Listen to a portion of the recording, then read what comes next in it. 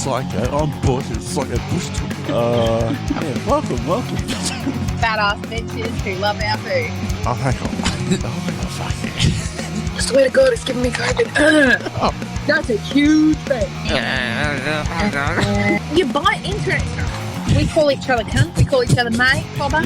Also, we do not call each other cupcake. Fucking sitting there like, oh man, that's fucking. Oh, God damn it. We birthed human beings from our fucking vagina. Just get fucked. Get fucked. Fuck, I can do that in my sleep. Fucking Jesus. Oh my God. Go fucking right way. I've got me tea. It's slippery when wet. One fucking hate the word noise. Oh, there's the Biscoff. Oh my God, Biscoff. Oh, Biscoff. Okay. Do not go to an Aussie. Love my tacos. Now, this bloody surely. I have a rant. Psycho rants. We're going to do the fucking Psycho Bush rants. Psycho rant. Time for a Psycho rant. Yeah, so she give you the eyes right now. Just straight off the fucking bat, you know. Fucking savage. Okay. Fucking like, follow, share. Bitches, nah. Hey, what's going on, everyone? Long time no listen. G'day. What's up, bitches? Long time, guys. Long time. But shit happens. Fucking life happens, mate. Life is just, it's been fucking go for us the last 2 weeks. Just, it's fucked. I'm holding on by duct tape here, mate. I'm holding on by duct tape. Fucking hell. Sometimes I'm holding by fucking super glue. But, hey, it is what it is. But the whole thing is, guys, is that we're back here doing number 9. Good episode today. That sounds kinky. This is meant to be a clean episode, Matthew. Keep it out of the gutter. Oh, jeez. When have our episodes ever been fucking clean when you think about it? Well. Really, when you think about it? Well, God damn it, he has a fucking point. Okay. Our episodes have never been fucking clean when it comes to it, from the very fucking start to now. Fucking, you twisted my fucking arm, you bastard. But anyway, guys, thank you very much for listening. Hope you're having a great day or night wherever you are listening. And, yeah, let's get fucking to it. Let's get fucking into it. So what have you been up to? Well, tell the people where you have been, Matthew. What have you done? Who have you seen? Who have you smelt? That's another subject. Who I smelt, really? Well, yeah, you're taller than everyone, so you can, very subtly sniff people's hair. I think that would be, one of my favourite things to be tall, to be honest, because I got a real fetish with, how people's hair smell. As long as it looks clean, obviously. But, with the kids and with hubby, when you play with the hair and you just... Oh. Do you get like that? Being tall and being over everyone's head? Do you actually, that would be a benefit because you'd be able to see if somebody's getting a fucking bald patch, and if somebody's having a go at you, you could turn around to them and be like, you do realize you got some thinning going on back there, and you could make them paranoid all day long. Oh, there have been some occasions where I've had some instances like that, I suppose. Yeah, like your brother. I mean, it's bad enough he's got a receding hairline. Could you imagine how he'd feel if he found out that he's got a bald patch happening at the back?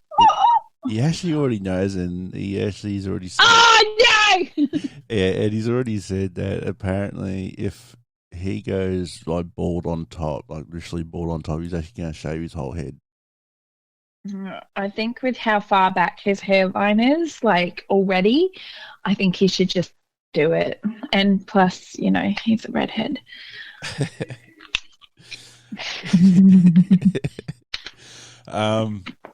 But no, there's been a couple of times where I've actually been past, especially when I've been at the footy and that, or just walking around generally, I've always had these real strong aromas of people's hair sometimes, because they've either just been to the hairdressers or something like that, and they've got that real fucking strong fucking smell. Oh, the real perfumey smell. Yeah, it's like sometimes it can be overbearing, and then I've had some occurrences or some instances, I should really say, I don't know if I'm saying that right, I don't care, where I've even smelt like real bad oily hair.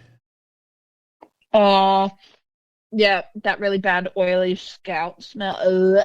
Yeah, and because I've been in places where, like, especially in trams and that, where it's been really packed, and you've actually got all these people right fucking near you. It's terrible shit.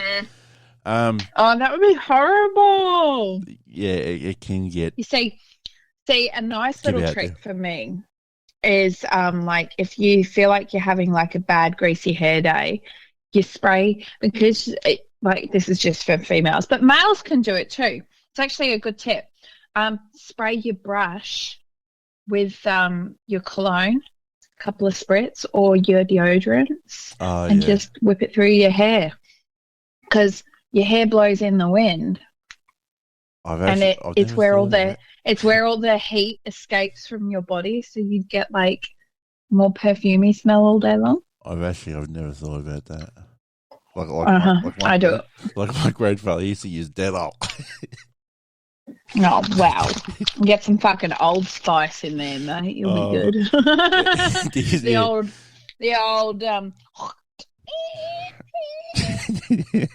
just like sticking the fucking down. all the old fucking hair grease type shit they used to use in the old days. Fucking hell. The comb over. Yeah. I'm just like, well, sometimes I just used to hear that. That's so bad. It is. Bro. That's so bad. It is what it is. What are we gonna do about it? Fuck. The last couple of weeks I've been going to the footy nearly every week. Go and see me Blue Baggies. I know, I've seen you on the TV. Yes, you've seen me on the TV every fucking time. Like, I'm at the games, and here's a video from Amanda. Oh, you see me again? Man! Yeah, but it's not just any normal video. It's me going, you! Fucking smile, you fucking miserable cunt. And you're like, I was wondering what the fuck he's doing. Like, I'm in the game. Leave me alone. Well, fucking was. Smile for the camera. You're on the fence line. You've got to smile. The MCG I am, yeah. But on Marvel, you might not be able to see me too well, but MCG, you'll be able to see me clearly. But recently, I've been to see, is that Ardo? He's a Vietnamese fella here in Australia. He's a great comedian, author. Isn't it Ando? Ando. Yeah, Ando. Is that it? Ando? Yeah. The Happiest Refugee. He's released the book of what's called The Happiest Refugee, and he actually said to us that his story is actually going to get made into a film. Oh, wow. Yeah, if you ever get a chance to read the book, go for it. Fucking do it. Because if the story that he explained to us is how he got out of Vietnam during the Vietnam War, and how he actually got to where he is today. The fact that there's still some people out there that went through those types of situations still spins me out. Oh yeah, it's a great story. Absolutely great story. Then other than that, no, I haven't been doing too much. I'm actually going to be going away to see some jousting next weekend and going back to the footy. Jousting? Yes. I'm sorry. Back it the fuck up. What do you mean jousting? Tell me, because you haven't told me this at all. Yeah, well, I wanted to save it. So jousting, like the old medieval days. So you've been lying to me. Rude. Well, I did tell you that I'm going to go away next week, and then I think you just went, okay. Yeah, I think so. I don't know, it's probably in an ADHD moment, like most likely. But anyway, it doesn't matter. Yeah, it doesn't matter. But I'm going to this place called Cara Castle or Castle, wherever how you fucking are. And it's jousting like in the old medieval days. They go on the horses, Wow. they come together, and they with these big fucking sticks and fucking knock each other out off their horse. We're actually going. I'm not sure it's the national or it's the state. They've actually got a championship of it, so it's actually a national sport they do. So we're going to see that, and then the day before, we're actually going to go to Marvel and see my Blue Baggers. So I go from Marvel, drive all the way over to what's called Ballarat here in Victoria, and and that's what I'm up to next weekend. Pretty wow. Yes. So I'll be making sure you go on the Facebook page, guys. I'll be putting some videos up and some pictures of what I get up to. But, watch out. Yes. And what have you been up to, Amanda? Oh, fuck all. Dead set, fuck all. Just keeping busy. Just, busy well, being a mum. Just being a mum. Being a fucking sick cunt all the time. It's like I said to Damien, like, I just want to be a pretty bitch sometimes. But every time I look at myself, I've got that bad bitch vibe. Like, the bad bitch vibe didn't choose me. Well, I didn't choose the bad bitch vibe. Bad bitch vibe chose me. And now I have to live a bad bitch life. Because, like, these chicks, like, they dress up and you see them in the thing and I try it and I look in the mirror, I'm like, right, what am I doing wrong? I just don't get it. I just look butch. So half the time I just, it's like, maybe it's a personal thing. Maybe it's the way I was raised. I don't know. But it's kind of like, oh God, I don't know how to put it. Do you know what? No. It's just, well, being now that I'm back at the gym, like every girl, you see girls in the gym, right? See girls in the gym. They're in like leggings and this cute little crop top and they're walking around, they look hot as fuck. I tried that. Didn't look good. Okay. Right. Like, you've seen it on my Facebook story. Like, my arms are too big. Like, they're too buff. I wouldn't say they're too buff. No, come on, Matt. I've got broad shoulders compared to most females. I've got really broad shoulders. Yeah, you got broad shoulders. You got big arms, but then at the same time, yeah, but but Matt, broad shoulders and big tits make a fucking butch bitch. Okay, I'm sorry, but that's just me. Broad shoulders and big tits make a big bitch. Oh, well, the whole thing is that you're back at the gym now. So it's just, I was just sitting there. I was like trying to take a pretty photo, and I'm like, I just want to be pretty. Why did the bad bitch life choose me? Which kind of brings me into like, do you know what I saw the other day? Like, look, I get it. Some girls, no body shaming or nothing like that. Like, live for yourself. Okay. But some of you just don't. Like, I saw this chick the other day. Oh my God, Matt. Worse looking than you know who. Yeah. Worse looking than you know who. Like, my special needs daughter looked prettier than this one. Oh. And my special needs daughter was fucking born that way. Yeah. So she can't fucking help it. And this chick was in the tiniest skirt. I could nearly see where my foot would disappear if I was to kick her. And her top part, you could see the front acne and the back acne. Like, fucking dress appropriately. Do you know what I mean? Like, you're seeing young girls. Like, that's one thing that shut me up the wall. Like, my my partner's cousin, very generous. She's lovely, amazing. I love her. And she gets these gifted to her from somebody else. Gives me a bunch of clothes for a baby girl. Tell me why they have baby, and I'm talking baby as in like 3 months up, Matthew. 3 months up, baby outfits in two-piece bikini style. Oh yeah, no, that shits me up the wall too. That's not right. You don't dress a baby like that. Or how about the fact? How about the fact that you can't find little girls' clothing that isn't cropped? Yeah, I don't. It's all cropped. I don't understand why they're doing that these days. I really fucking don't. It's like, are you breeding a world of pedophiles right now? Like, this is fucked.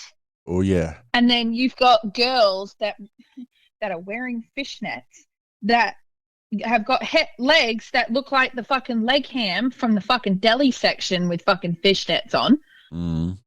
Definitely. Do you know what I mean? Like, dress fucking more appropriately. It's just, here I am, self-conscious about my fucking body. Yeah. And wanting to cover myself because, and yet every other Tom, Dick, and Harry's out here like, oh, look at my stomach, look at my clit. Fuck off. I've seen. Leave that for date nights. Leave that for club nights. Like, don't dress it 24/7. You're leaving nothing to the imagination, bro. I have seen such. Fucking horrendous outfits. Oh mate, not even that. Worse especially from you know who. Yeah. Oh. But I've seen, especially it's bad down Melbourne. I've seen these bloody kids just dress up like they're 18-year-olds and 21-year-olds, and it's just not right, mate. It's just not right. Yeah. Do you know the real kick in the teeth? The mother walking next to them. Yeah, so most of the time she's as fucking as bad as what the fucking kid is. No, I've seen mums that are dressed more modestly that are letting their daughters walk out the house like that. Like, I still remember as a kid coming out in a fucking miniskirt, my first ever miniskirt, trying to be like everyone else, and my father going, get back in that room, put something more appropriate on. You're not walking out my house like that. Oh, yeah, no. You never questioned it. Because they were teaching you morals. Yeah, it was morals and self-respect. Like, I still remember one time that I questioned it. I still remember that conversation. Mm. My father turned around and said, Amanda, you might think you look beautiful and I think you look beautiful, and that's fine, but there are men out there, unfortunately, that think otherwise and think that they can put their hands on you, and Dad's not always going to be there to protect you. That's exactly right. Dad's not always going to be there to keep you safe. That is exactly fucking it's right. It's okay. He goes, it's okay to leave a little to the imagination. He goes, and dress appropriately. Like we're not saying for you guys to dress up in like the olden days, like dress up from fucking neck to bloody toe, and you can't see nothing. But just, mate, wear the sexy top and shit. Just don't show it all off. Just don't wear it. Just don't wear it during the day, like out and about, fucking shopping or just walking the streets. Like, fucking hell. And that's the same with the gym too. Like, I've seen. You used to be able to, like, let's put it this way. You used to be able to pick who the hookers were. Now you can't. No, you can't. You really can't now these days. I'm sorry to say that is just the true fact of the matter. And the whole thing is. Actually, wait. No, you can. Do you know how you tell who a hooker is? The ones that dress appropriately. No, I'm joking. Yeah, well, I think I spotted a couple at Crown Casino. I'm fucking sure I did, because it was about 10, 11 o'clock at night when I was there. And they dress appropriately. They have tattoos, jewelry, nice nails, nice hair done, right? They look good. They have lots of cash and they wear designer. Do you know why? Because they're on OnlyFans. That too. That is true too. Yeah. Yes, exactly right. Yeah. But I'm fucking sure I've seen a couple of the professionals, not the street ones, the professionals. I'm fucking sure I did. You can always pick them because they're very stylish. Very well stylish, dressed, yes. very well dressed, and like you said, the nails, the jewelry, the hair, the makeup, all Yeah, but done. they're not stupidly dressed. Like, look, No, they're not.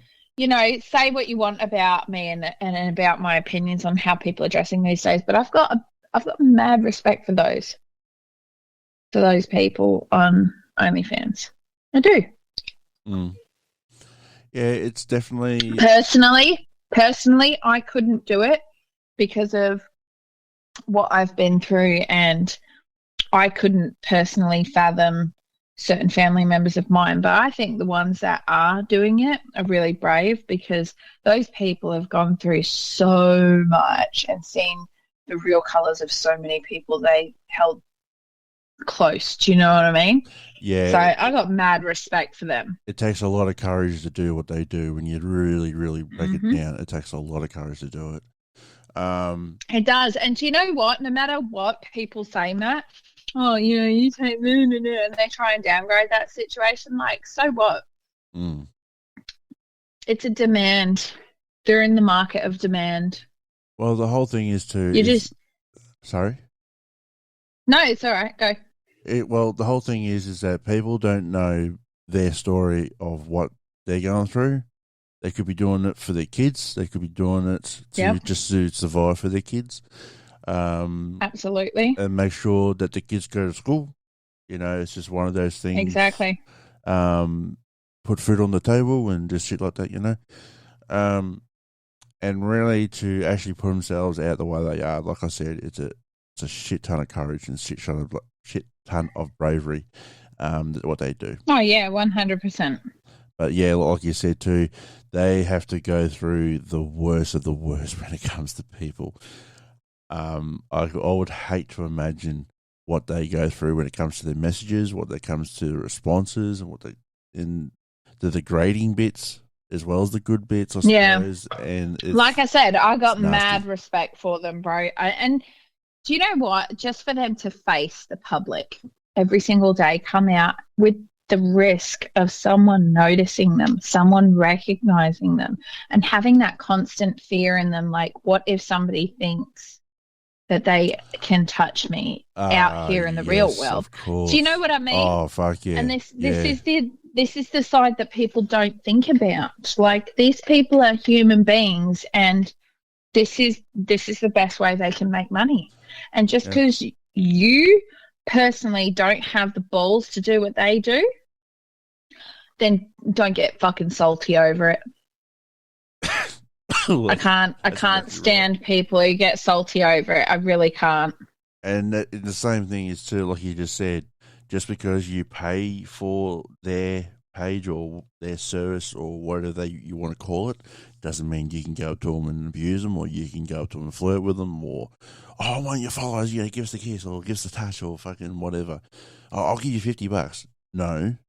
Yeah, no. Different... Online is their job. That's for online. You want a piece of them, you contact them through their sources. That's what protects them. If you see them out in public, just know that you've seen them out in public. Just walk by them, like, leave them alone. That's their private life. Leave them. Exactly. Yeah, it's very similar to a celebrity. It's very similar to a singer that you like. Like, if I walked up, I just can't understand people that get so obsessed with them. Like, I really can't. Oh, what are they called? The Taylor Swifties? Swifties? Swifties? Oh, don't. No, it's just the fame side of things in general. Like, I've seen people cry over celebrities dying. You didn't know them personally. Like, yeah, maybe they helped you through some tough times. Cool. But to be crying, like, on your knees? Like seriously? Like, they died. Did you know? Did you know that they died? Yeah, I know. Why was you upset? Because I didn't fucking know them. That's true too. I knew of them. I saw their films. I saw their shows. I read their books, whatever. But, like Robin Williams. Robbie Williams, that broke my heart. Oh yeah, It did. that's our generation right there, mate, for sure. That is a beautiful man. So many good movies that can never be redone, and movies to come that he can never fucking do. Like, all because nobody would talk.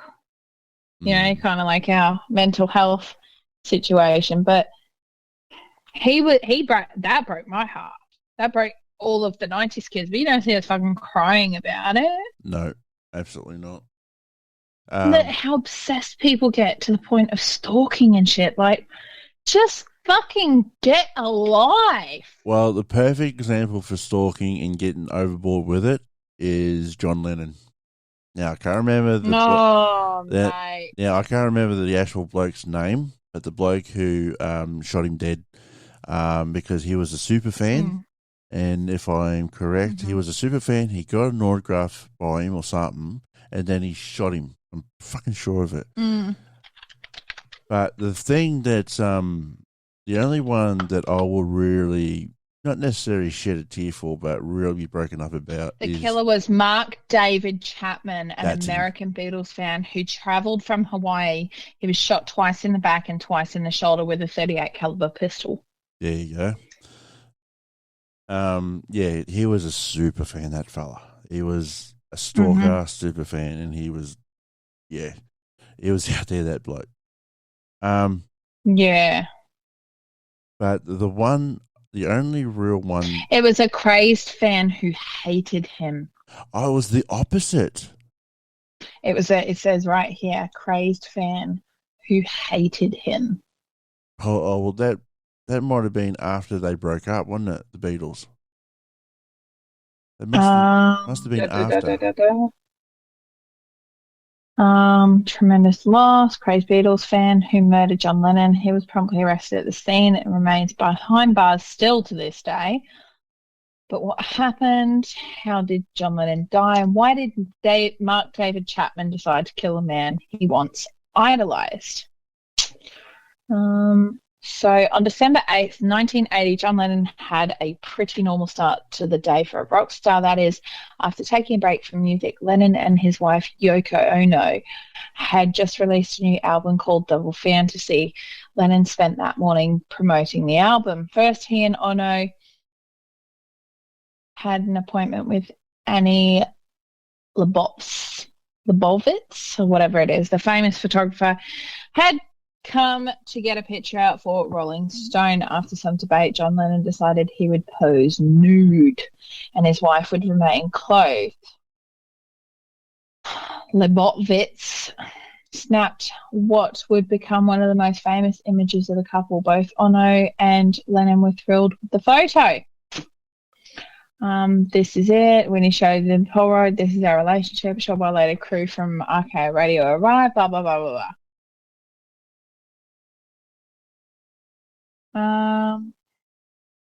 Consider that my work won't be finished until I'm dead and buried, and I hope that's a long, long time. Famous last words. Yeah, exactly. When Lennon and Ono left the Dakota a few hours later, they briefly met the man who would kill Lennon later that day. Waiting outside the apartment building, Mark David Chapman held a copy of Double Fantasy in his hand.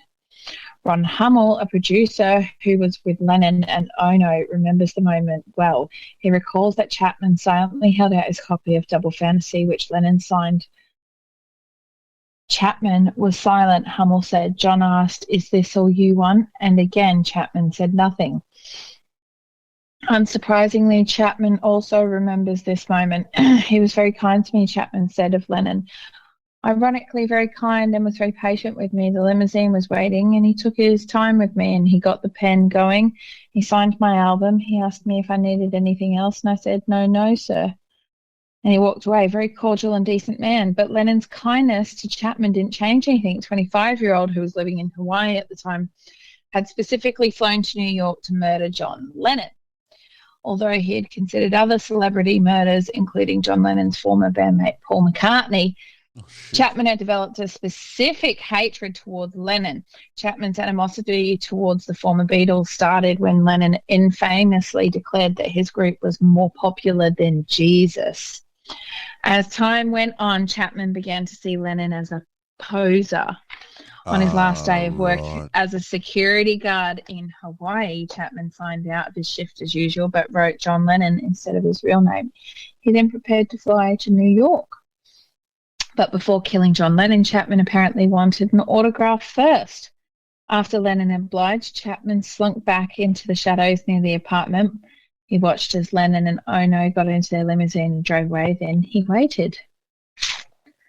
At 10:50 p.m. on December 8th, 1980, John Lennon and Yoko Ono returned home to the Dakota.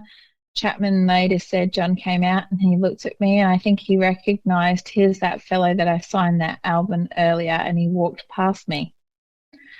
And Lennon walked towards his home. Chapman raised his weapon, fired his gun 5 times, and 4 of the bullets hit Lennon in the back. Lennon staggered into the building crying, I'm shot. Ono, who according Chapman ducked for cover when she heard the shots, rushed to hold her husband after she realized he'd been attacked. I stood there with the gun hanging limply down at my side. Chapman recounted in a later interview, Jose, the doorman, came over and he's crying and he's grabbing and he's shaking my arm and he shook the gun right out of my hand, which was a very brave thing to do to an armed person, and he kicked the gun across the pavement. And then Chapman stood patiently and waited to be arrested. Reading The Catcher in the Rye, a novel that he was obsessed with, he would later be sentenced to 20 years to life for the murder of John Lennon. Well, fucking hell. What the fuck? Fucking hell. He died almost instantly after the shot. Well, getting shot, 4 times in the back and that's all in the chest, so no chance. No chance at all. Fuck. Okay. Aye. Yeah. Okay. I'll just finish off. Well, that was a bit of a side quest for our podcast this time around, but you know. Well, especially what I was about to say was the only celebrity that I would get a bit broken up after would be Billy Connolly. But I think everyone is going to feel the same way. Oh, yeah, but again, Matt, like that's like when Betty White died. Yeah. Everyone was sad about Betty White. Like that was a pretty shit thing to do. Like kill her off just days before her fucking 100th birthday. Like what a prick. Yeah, well, that's it. That's it. What the fuck? Who does that? You don't know. That's the whole fucking problem. But anyway, but yeah. So fucking hell, we took a side quest and a fucking half of that one. I'm telling you. Aye. Hey, we haven't done we 100%. haven't done a proper side quest for a while. So come on. Well, I know. Yeah, we give ourselves a little ease up on that. But the bottom line is what we're talking about too, guys, is just if you see a celebrity that, just leave them alone in private. It's the same thing with the OnlyFans. It's the same thing with anyone else. If you see someone dressing up in a certain way, does not mean that you can go up to them and think that you can just go. Just leave them the fuck alone. End of story. Just leave them the fuck alone. It's simple as that, basically. Just smile to yourself that you saw them in real life and that they are real. Okay? And then leave it at that. Well, I've seen a few celebrities myself, and I thought, oh yeah, there he goes, what's his name? Or oh yeah, he goes, what's the name? I've seen celebrities that were like, what was it? Back in the day, as kids at one of the big bashes or whatever, Bam Margera was down there. I didn't get to go to that one. But Bam Margera was down there. Paul Falzoni. Yeah. I met him in person, but that was specifically at the meet and greet after the film had just released at our specific film, our specific screening area, whatever location, what do you want to call it? And then Dean Cox, who was specifically out there for promotional purposes. Like, if they're out there on purpose, yeah, go up to them, get a fucking signature, get a photo. But other than that, leave them alone to their fucking life. they are human beings after all. Just leave them alone. Mm-hmm. Especially with leave them the fuck alone. Especially if they're with their families or anything like that, or just by themselves. But especially with their families and their wives or husbands or whatever, just leave them alone. Yeah. You've seen them. I mean, they dedicate majority of their lives to us. Just leave them alone. Yeah, that's their time. But anyway, 100%. When it comes to Facebook pages, TikToks, and that, we've been getting a couple more likes on our Facebook, so we appreciate that very much. Welcome to the Madhouse. Yes. Hope you liked my recent fucking ADHD side quest on the podcast by accident. Because you see, I thought I was on my Facebook. But I was on the fucking podcast Facebook, and I was just sharing every fucking reel I could. Yes, I was going on Facebook, and I was known as Psycho Bush Talk. I thought. Yeah, did you notice that it was like reel after reel after reel, and then all of a sudden it was a reel with a description? To go check out. Yes, I did notice that. I better start adding tags to this. And I was check out our recent episode on ADHD. And I was noticing that I thought, oh, fuck. Yep, Amanda's done what we always do. Down the rabbit hole. Oops. My bad. Sorry, Buff. It was like fucking, I think I counted about, because we just posted the last episode, had all the stuff there, then all of a sudden video. It was like fucking 8 videos there. I'm thinking, what the fuck? What the fuck? What is she doing? Stop it! But no, the videos that are on there, they're quite good. They're quite funny. And like the thing is, you will see the videos like that from us all the time. So it's all good. I just forgot I wasn't on my page anymore. Okay, my bad. Hey, I do the same fucking thing. I got fucking 3 pages all up. So I got me Firewood, me Psycho Bush, and me main one. So I know exactly what you mean. Yeah. But yeah, so our TikToks have been blowing up with the videos I've been posting. You've been blowing up with yours that you've been posting on TikToks. The music playlist, that is getting fucking great music on there. It's about nearly... It's building nicely. There's nearly 70. I think there's about nearly over 70 tracks on that one playlist now. It's building nicely, and there's quite a bit. And I tell you right now, it is it's a music playlist full of all fucking genres you could ever come across. There's all sorts of fucking 100%. Music on there, and it's also great for the gym, like you've said. Yep. And it's great for driving. I've been smashing it at the gym. I've been smashing it too, driving around from Melbourne and back. I've been doing it. I've been listening to it when I'm splitting wood. It's just a great playlist. And also too, guys, when you do follow us on here, on Spotify or wherever you get your podcast from, and Facebook and TikTok and that, you always get notifications. So make sure you hit the fucking button, and then you'll know when we post. Hopefully we'll post a bit more, but that's okay. Yeah, and I'm pretty sure you've already said it, but I'm going to say it again. Make sure you hit the fucking plus sign. Yeah. Hit the plus sign. It's completely free. We are not fucking charging people right now. No. Get in while it's free. God damn it. Anyone who joins now while it's free can have our absolute guarantee right here, right now. Save the podcast so that in future, if we should ask you to pay, you will not have to pay.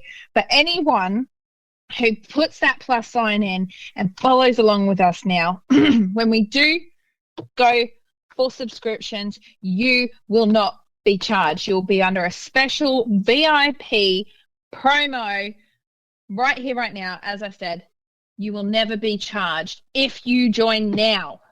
You have to join now. You'll be the VIP Legends Lounge. You'll be the VIP Legends Lounge. Abso-fucking-lutely. You will never be charged. We will never chase you up and go, hey, you're one of our followers, so why don't you pay? No, you will be the OGs. Exactly. You'll be the regional supporters of us, and you'll be well taken care of. And Absolutely. One thing. And when we start doing the merch, the Yes. merch, Matt, Yes. they're up for first grabs. Yes, exactly. Because we've been talking, haven't we, about starting up some merch and getting our official trademarks and shit ready to go. It's going to be we've been awesome. playing around with some special logos and So keep an eye out. car stickers and because we can get everything these days. We can go on Great Carver. Now Carver can do everything. T-shirts, and good hats, luck everything. stealing our fucking name and shit because we're trademarking that. Pricks. Yeah. Nobody can steal from us. No way. Never. I'd like to see you try, bitch. All I gotta do is send Matt your way. He's 6'7". He'll scare the fuck out of you. We're not exaggerating when we say he's like a fucking grizzly bear. He really is. Yeah, just go on my TikTok and you'll know how big I am. Yeah, exactly.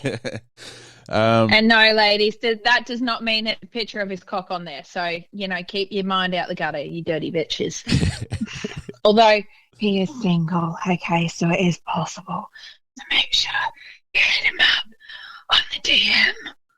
Yes, you might be very slightly surprised. I don't know. He's like a brother to me, and that's gross. Yeah, no, definitely not. But anyway, guys, we're going to hit the topics now. Would you like to start us That's off? for you ladies to explore. Yeah, she's me sis. That's nothing that we talk about when it comes to that shit. Let's get off the subject. But anyway, would you like to take? Please. For fuck's sake, would you like to start us off with the first topic, which is the housing crisis? I'm traumatized.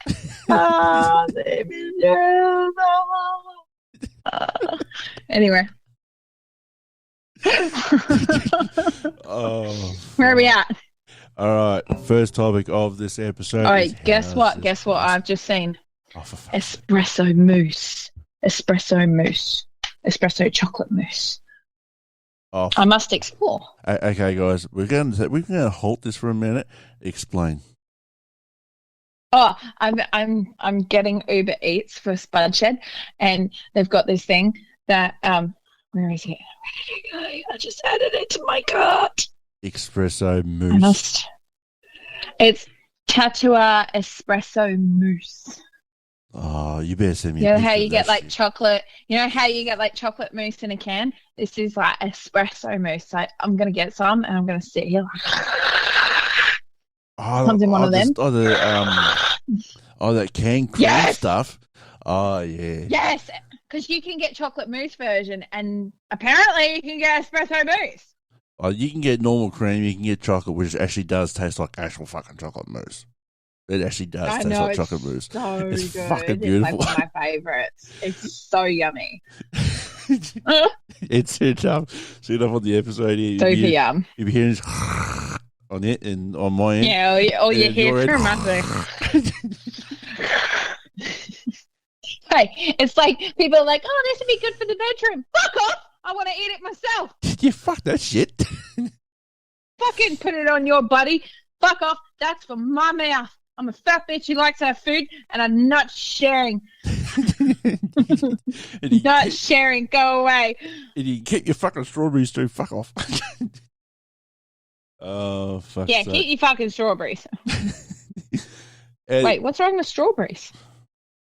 Well, you want to mix. Oh, but then again, chocolate mousse with strawberries, that actually is quite nice. And little chocolate. Well, they do chocolate fucking covered strawberries. Of course, it would be nice, you dick. Yeah, but also, I'm on. Now I'm getting hungry. Like, shut up, Amanda. I'm in the country. I can't just order up Uber Eats for fuck's sake. I can. Very good. Fuck you. That's why I need to be here.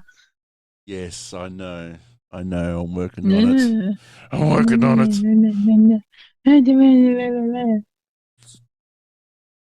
Really? No, stop making fun of me. Why are you always picking on me?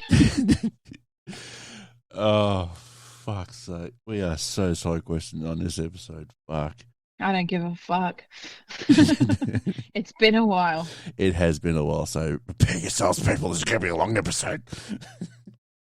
No, it's not going to be a long episode because I got to eat, bitch. Well, would you like to start us off with the fucking first topic, which is the... Well, why don't you start us off? You start us off. You started the sentence and I interrupted you after you said age before beauty. Yeah, I accept that. I accept that. I don't care. Uh-huh. I'm an elder. What the fuck? What the? You're an elder. I'm an elder. I'm the elder man. Did you just choke on your drink? Because I think What? Did you just choke on your drink? Because all I heard is like you fucking spat it out or something. Yeah, I was like, good. You always make me cough on my fucking vape. So there you go. There's a payback. That's just funny though, because you're like, maybe if you're puffing on it every 2 seconds. Vapes are bad, kids. Don't smoke them. As I take a vape. All right. Yeah. So vapes are really bad for you. Yeah, you take a vape too. Don't be out like us, you youngins. Listen here, young whippersnappers. Don't take it up that fucking habit. It's dirty. Don't fucking give me cheek, you little bastard. I could give you a clip over the ear, fucking, little fucker. Yeah, clip you over the ear, you little bitch. Shit. Oh, it's going to be one of them. You fucking bloody. Oh, fuck. Okay, so the Indians are coming to the picture. Okay. You fucking. Fuck. Hurry up! Shut up! Yeah. Start the fucking thing off! Housing crisis. Yes, what about it? With the fucking... So the federal budget came out, and what the government are doing is fucking bullshit. And when it comes to the rentals, and when it comes to the landlords, and all that type of shit. Stop giggling and focus. This is a serious subject. I can't help it when it comes to you. So fucking tell me, right? Tell me this. Why is it that we are such... Just be like doing like a fucking ADHD moment. Just do the fucking Mary. You want to do the hooker? You want to do the hooker?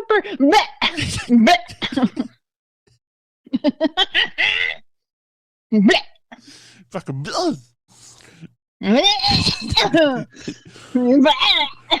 What the fuck? I could have made my... Oh, for fuck's sake. Okay, we got to get this done. Okay. Well, start talking and be serious about it, and I wouldn't side quest. I was trying to be serious, but then you said that. Okay, tell me this, right?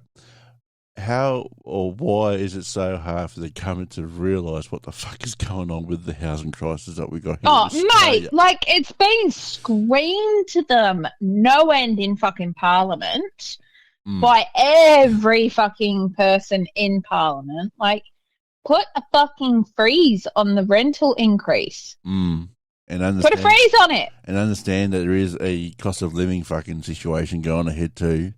Well, I mean, not just that, like the amount of immigrants that they're letting in currently, and we can't even house our own Australians. Like, we're in crisis right now. They're bitching about the fucking house. They're saying, oh, well, it's because we don't have houses built. The construction industry is in crisis. Yeah, well, you need materials. My friends who are building currently are posting all over Facebook. Does anyone know a reputable builder? I'm sick of getting stuffed around.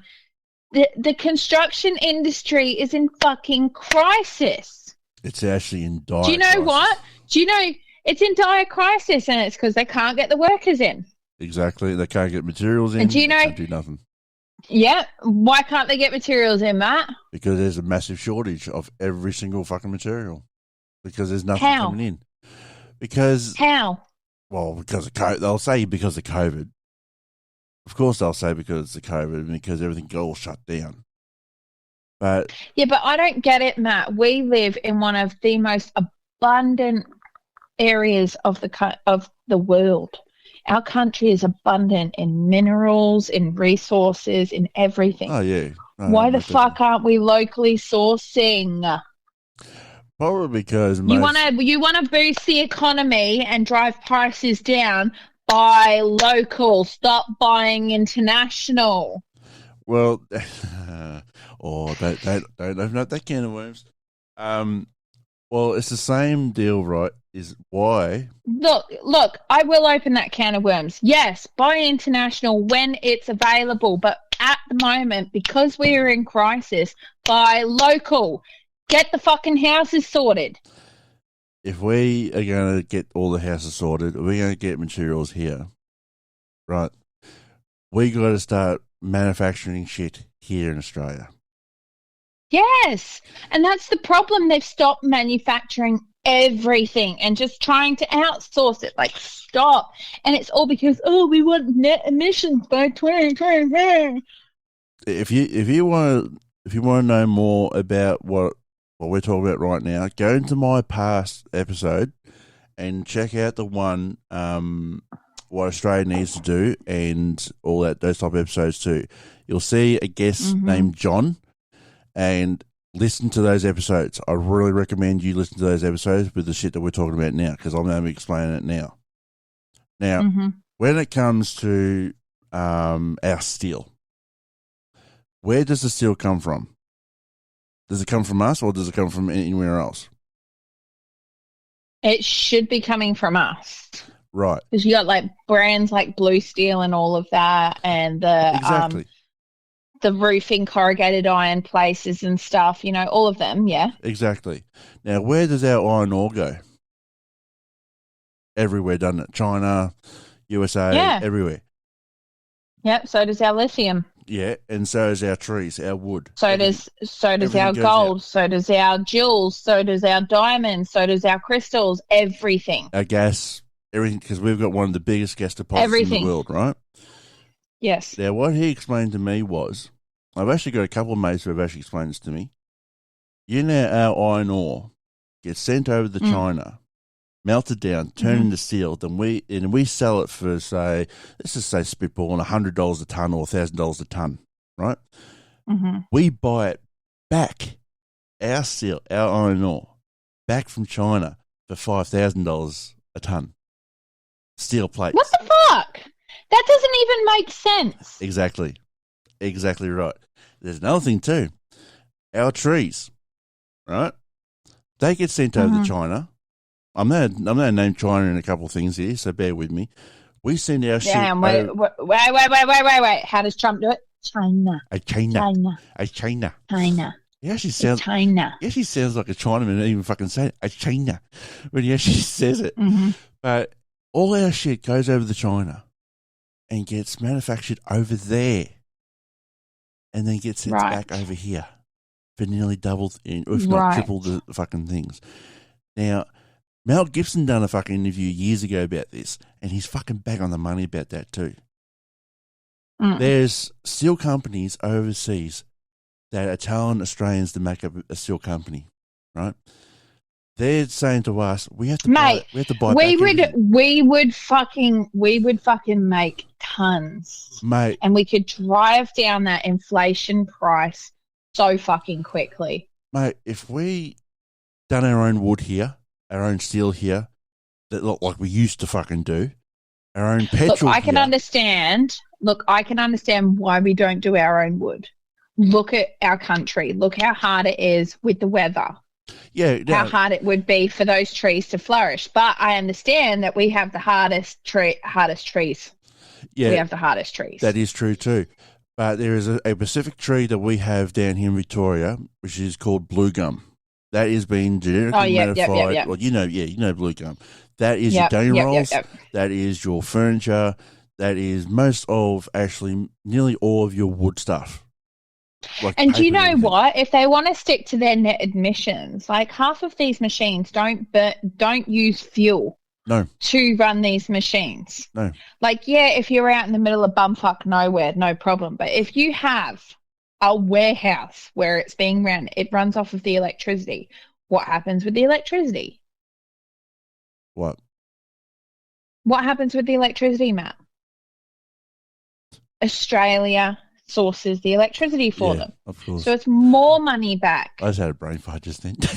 I've been focused on all these fucking things. You're just like, huh? Do what? Just been fucking, just fucking get the answer and you're like, oh yeah, duh. Yeah, exactly. It's okay, Matt. But exactly right. Like in some ways, we've got the most extreme. We have things here. We have the most abundant land in the world. Oh fuck yeah! We have the most abundant land in the world. And so we can even make if we get. But you think about it, Matt. Right? Here's another little clue. WA is the largest state of all of Australia. Yeah, correct. We have the most land to put these things. Yeah, that's true. Of course. I mean, we already supply everything else for the rest of Australia. That's what shits me off about Melbourne half the time, how fucking uppity they sound and shit. Like, why doesn't WA have more say when it comes to what goes on with Australia? Because WA is the one. It's the mining state. It is of Australia.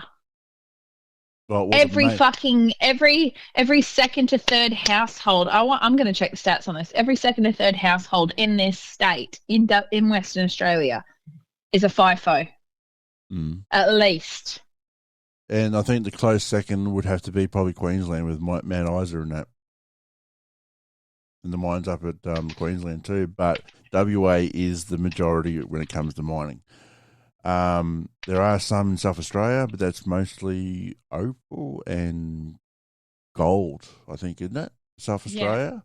Yeah, but no, we've got gold mines down here and we've got diamond mines down here. But what's South Australia do? They don't do iron, they don't do none of that. Here you go.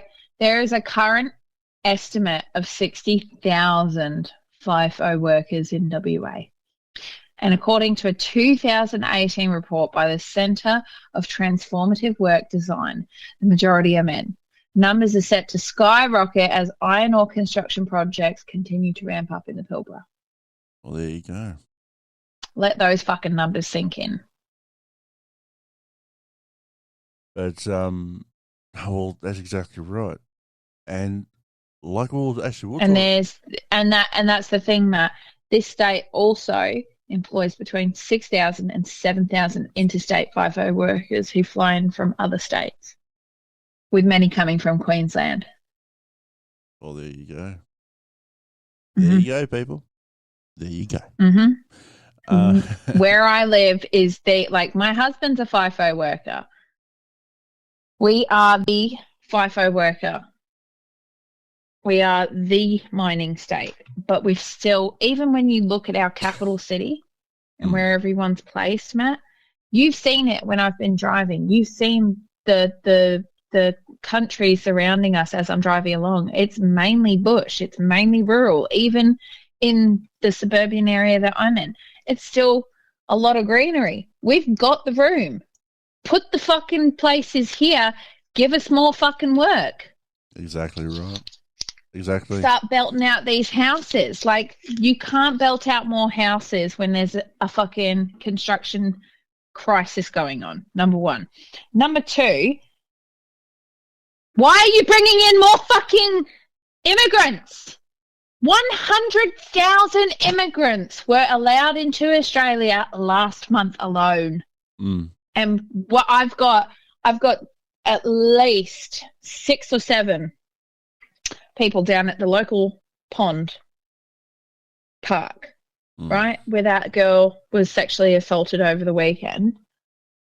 6 encampments down, 6 individual tents down there of people, Australians living rough, right? There are people, what was it we read on the thing the other day,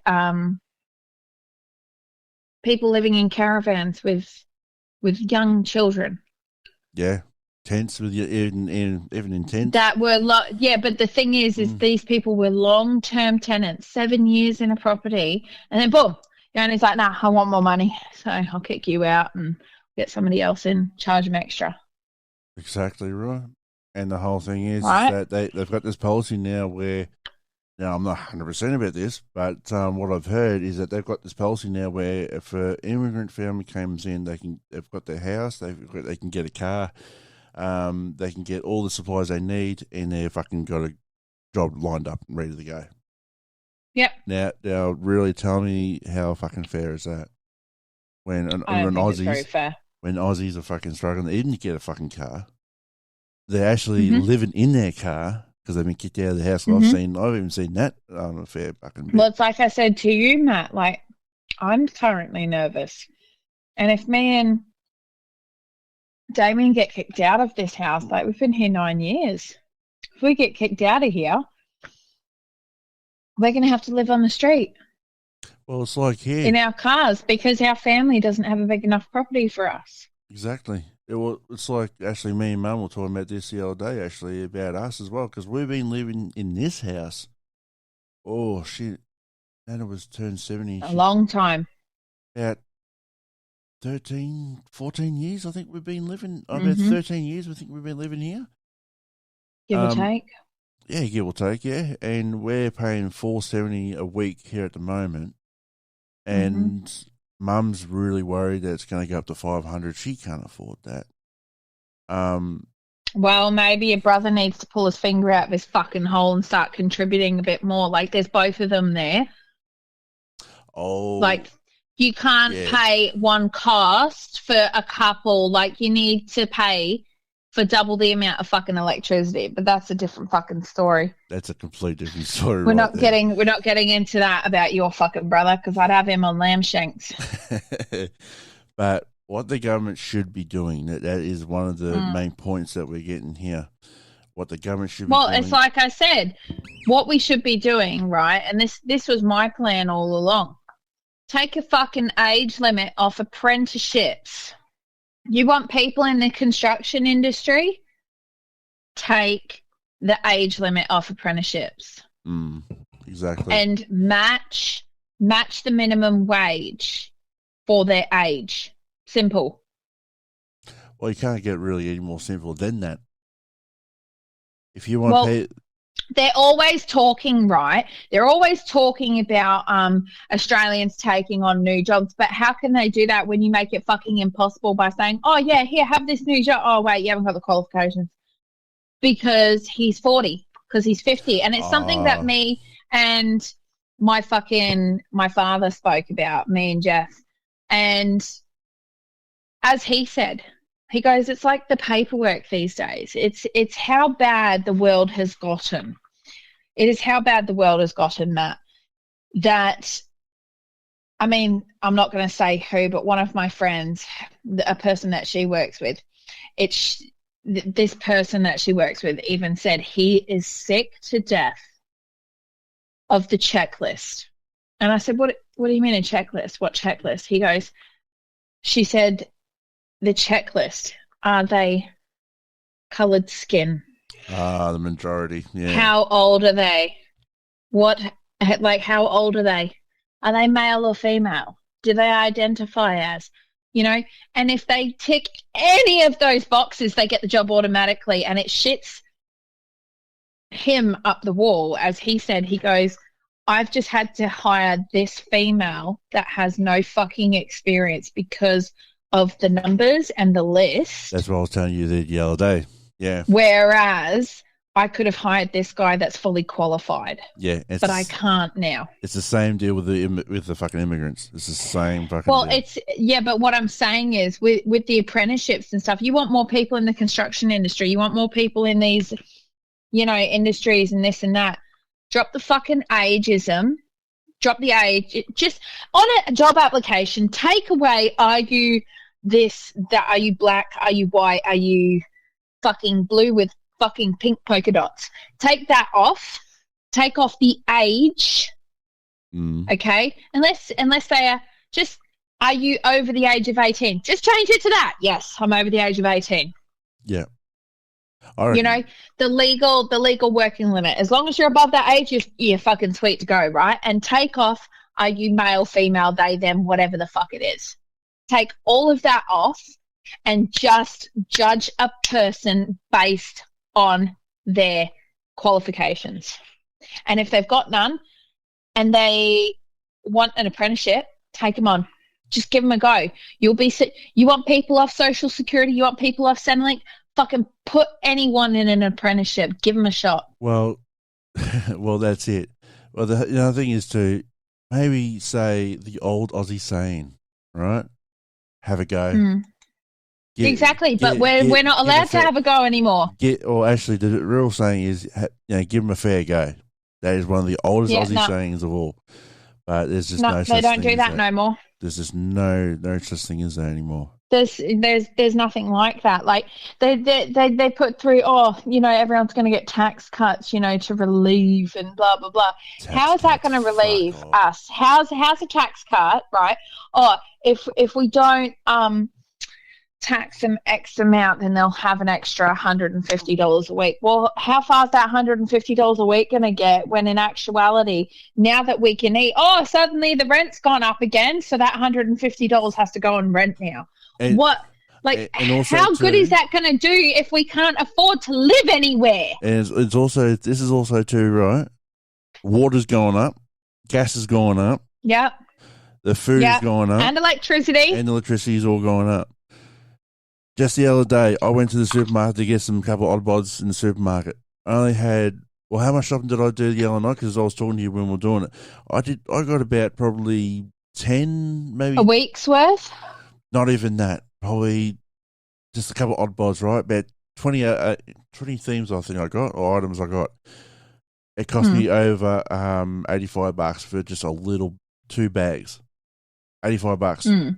So they're saying that they're going to be tax cuts for about $150.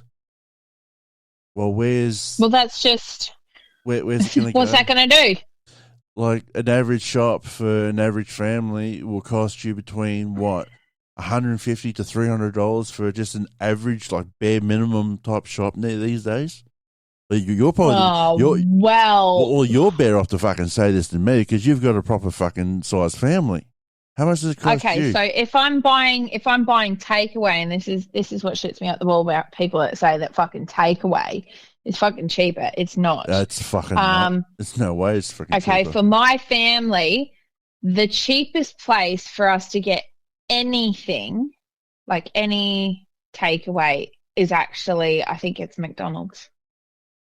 Yeah. And Subway, yeah. Yes, right? Yeah, Subway, and that's because like anything else is at least minimum $100 to $150 for one night for one meal. But if I'm doing home cooked, because I'm good at what I do, you're looking at about max 30 to feed 4, 5, 6, 7. Yeah. See, that's the whole. We're going to get into this a bit later on in the episode, guys. When we go worth the money, we're going to be talking about the shopping. So make sure you pay attention to that too. No, yeah, you want to get my tips on how to keep your shopping budget down and save some money in today's crisis. Fucking knows. Yeah. And I can tell you right now, money put aside. It actually works for me too because she actually taught me this method and it fucking works. It works. Everyone I've taught it to, it works. It is tried and tested multiple times over. But just for an average family, let's just say, like we were saying it before, how much would it cost you to just save for a week's worth of food for your family, and you just wanted to get the bare minimum just for the meals and school snacks, of course? How much would it cost you? $380 to $400. There you go. Now, if you wanted to splurge a little bit. Whereas if you look at like 9 years ago when me and Damien first moved into this property, and that's when me and Damien were struggling. Like Damien and I were going like 3-4 days without eating just so the kids would eat. we were making $250 stretch for 2 weeks for a family of 1, 2, 3, 4, 5, 6. Yeah. 6 or 7 in total. Yeah. And that's with the other 2 stepchildren staying with us. Yeah, we'll see. That's what I mean. But let's go back even further than 9 years. Let's go back to when you and me were, say, 10, 11. So back in 99, 2000. No, don't even get me started. Mum and Dad used to tell me that like $100 to $200 was oceans of money. But even back then, we used to walk out with 2 trolleyfuls. Yeah, but that's our point, isn't it? That's how shit's gone. Fucking how bad it's got. Back in those days, you can walk out with 2, 3 trolleys worth, and you could only spend like $250, $300, and you got that much fucking food. It would last you for a month. But, oh yeah, but $300, 100%. But $300 these days will only last you a week.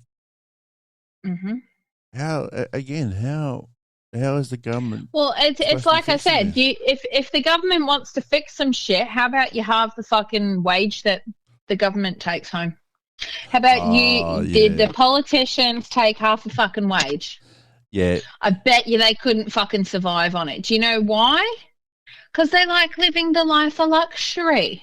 And also, they like living their fat cat lifestyle and going, oh, I could do it. Come over here, live my life for a month, and I'll live yours for a month. I can guarantee I would be able to save twice the amount of money that you fucking hemorrhage, and I'd probably buy another 3, 4 properties and rent them out for you. And maybe also too, maybe stop fucking going out on taxpayers' fucking benefits either. Oh, mate, don't even get me started. Well, these fucking politicians are flying around the world on their fucking planes and having their fucking dinners, having their lunches, and having their brekkies on taxpayers' money. And they're still pocketing. Pay for your own fucking food. Yeah, and even when they retire, Matthew, they're still taking home the cash. Well, a prime minister, when he retires, he still gets about what, $100,000 or $130,000 a year, or something like that. I'm give or take. Sure. That is still another 10 grand more than what hubby gets, and he's working 12-hour days, 2 weeks at a time. Exactly. And then if you go down the line for the hierarchy, so you got the ministers, they get about $80 to $90 or $100,000 after they retire. Yep. And then you go down, and it just goes down in price. But I think it was what it is. But here's the thing. Wasn't it last year, or I think it was the year before, the Prime Minister and the ministers got a fucking pay rise? Yep. They're always taking pay rises, and that's what shits me up the wall. They're always taking the pay rise, and we're taking the pay cuts. This is the thing that I don't understand either, right? I get really fucking pissed off about this. I get real hot under the collar.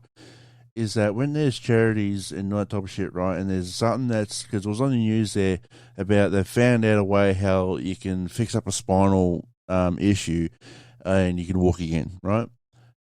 They had, the bloke said he had to. I call bullshit, but okay. Yeah. Fuck's sake. But the point is that he had to raise $8 million. $4 million the community donated, and only $2 million was donated by the government. Why? $2 million. That's fucking bullshit, mate. They need to fucking open their fucking eyes. Like, it's like we've said all these times, put the fucking farmers up there. Stick the farmers up in the fucking government. Oh shit! Put the farmers up there. Fucking hell. They'll get everything straight, quick, smart.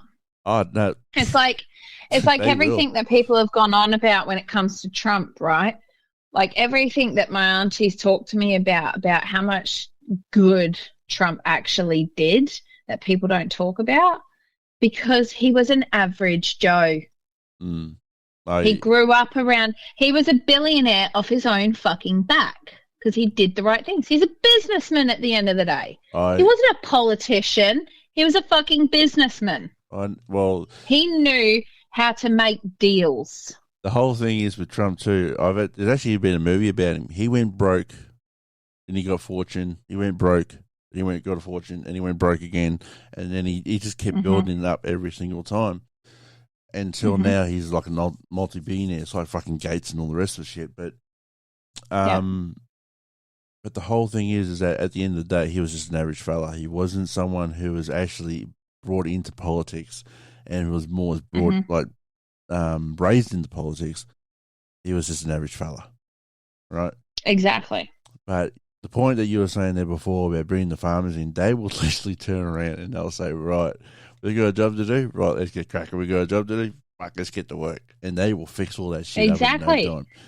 They'll say everything get fixed quick, fucking smart. Oh, yeah. They'll say, get rid of that bullshit. Bring that shit in. Fuck that off. Bring that in.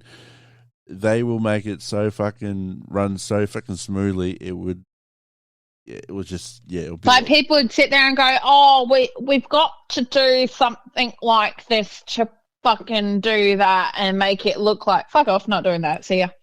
Don't want to hear anymore. But sure, no, see ya. Bye. But most of the politicians of today, they say, oh, we will do this, we will do that, we will do this. But they're not actually getting into the politics and they want to get into leading the country for the people. Yeah, it's promise, promise, promise. They only want to get in there because of their own fucking greed and because they want the power. That's what I think. It's just ridiculous. Like they just have to stop.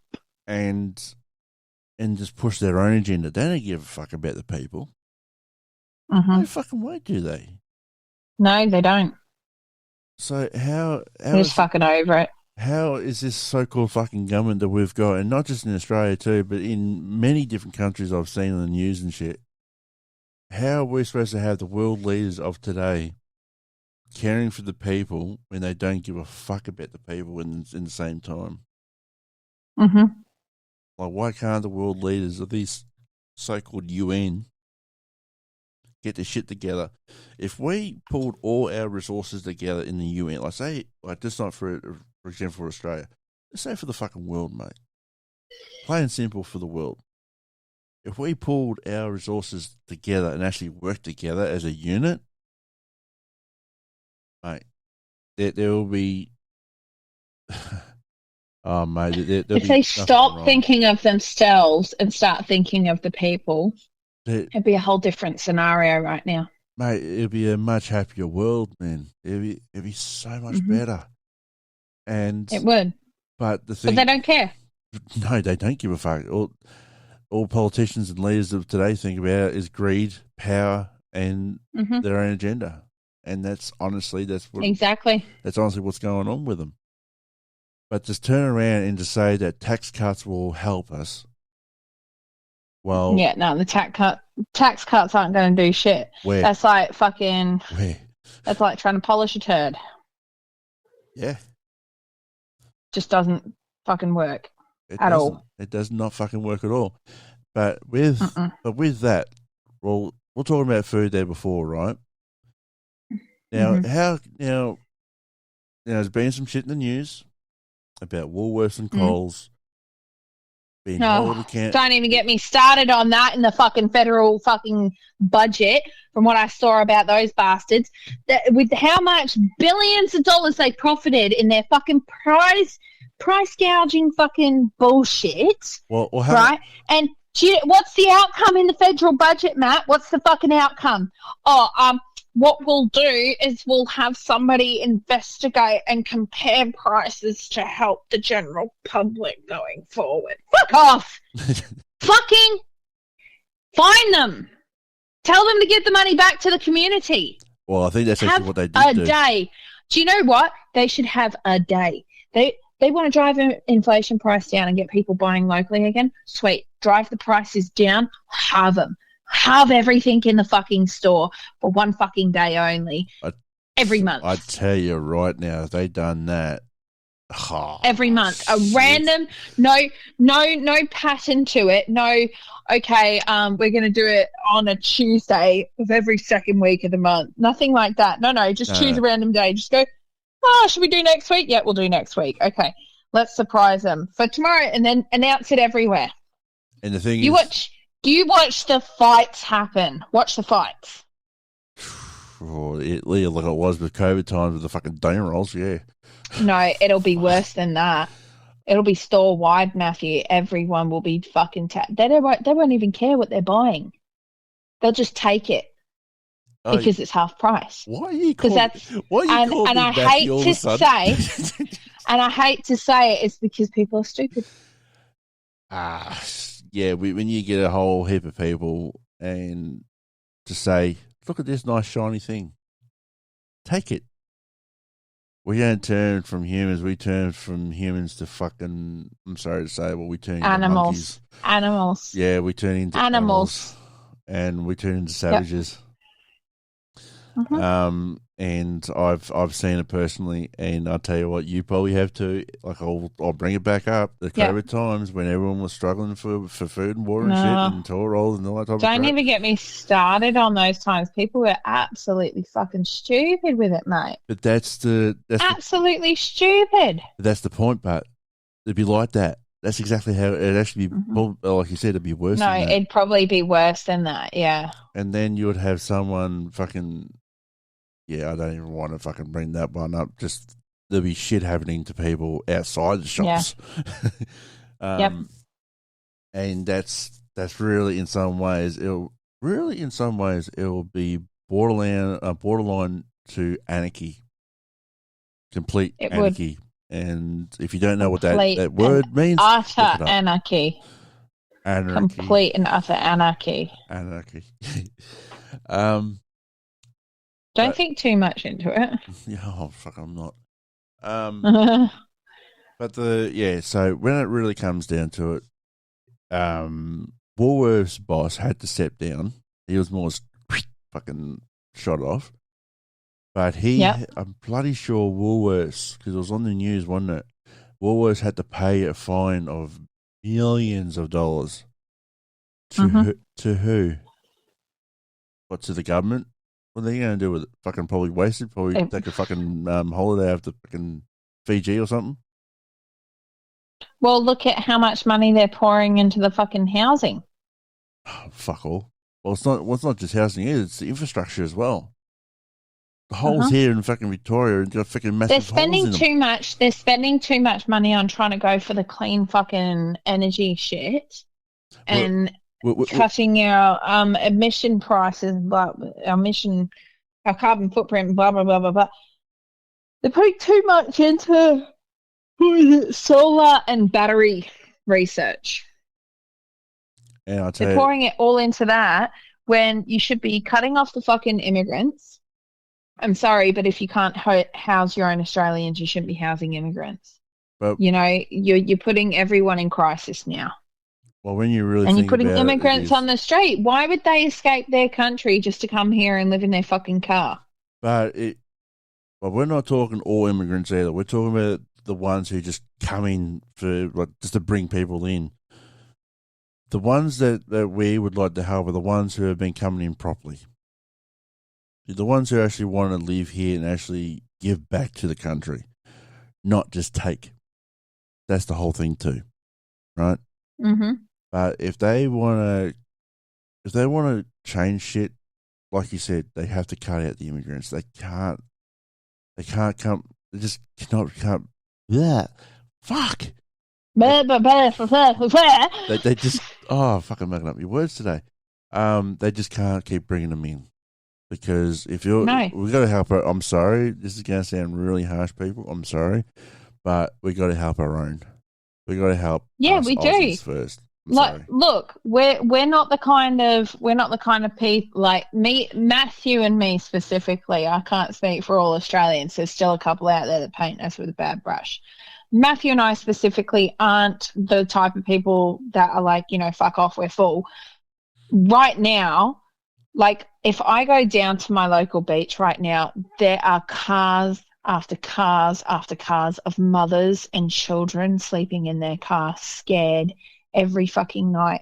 Like, the homeless shelters locally, I saw it in the paper recently, Matthew, speaking about overcrowded beach car parks currently of mothers and children scared for their lives sleeping in their cars every night.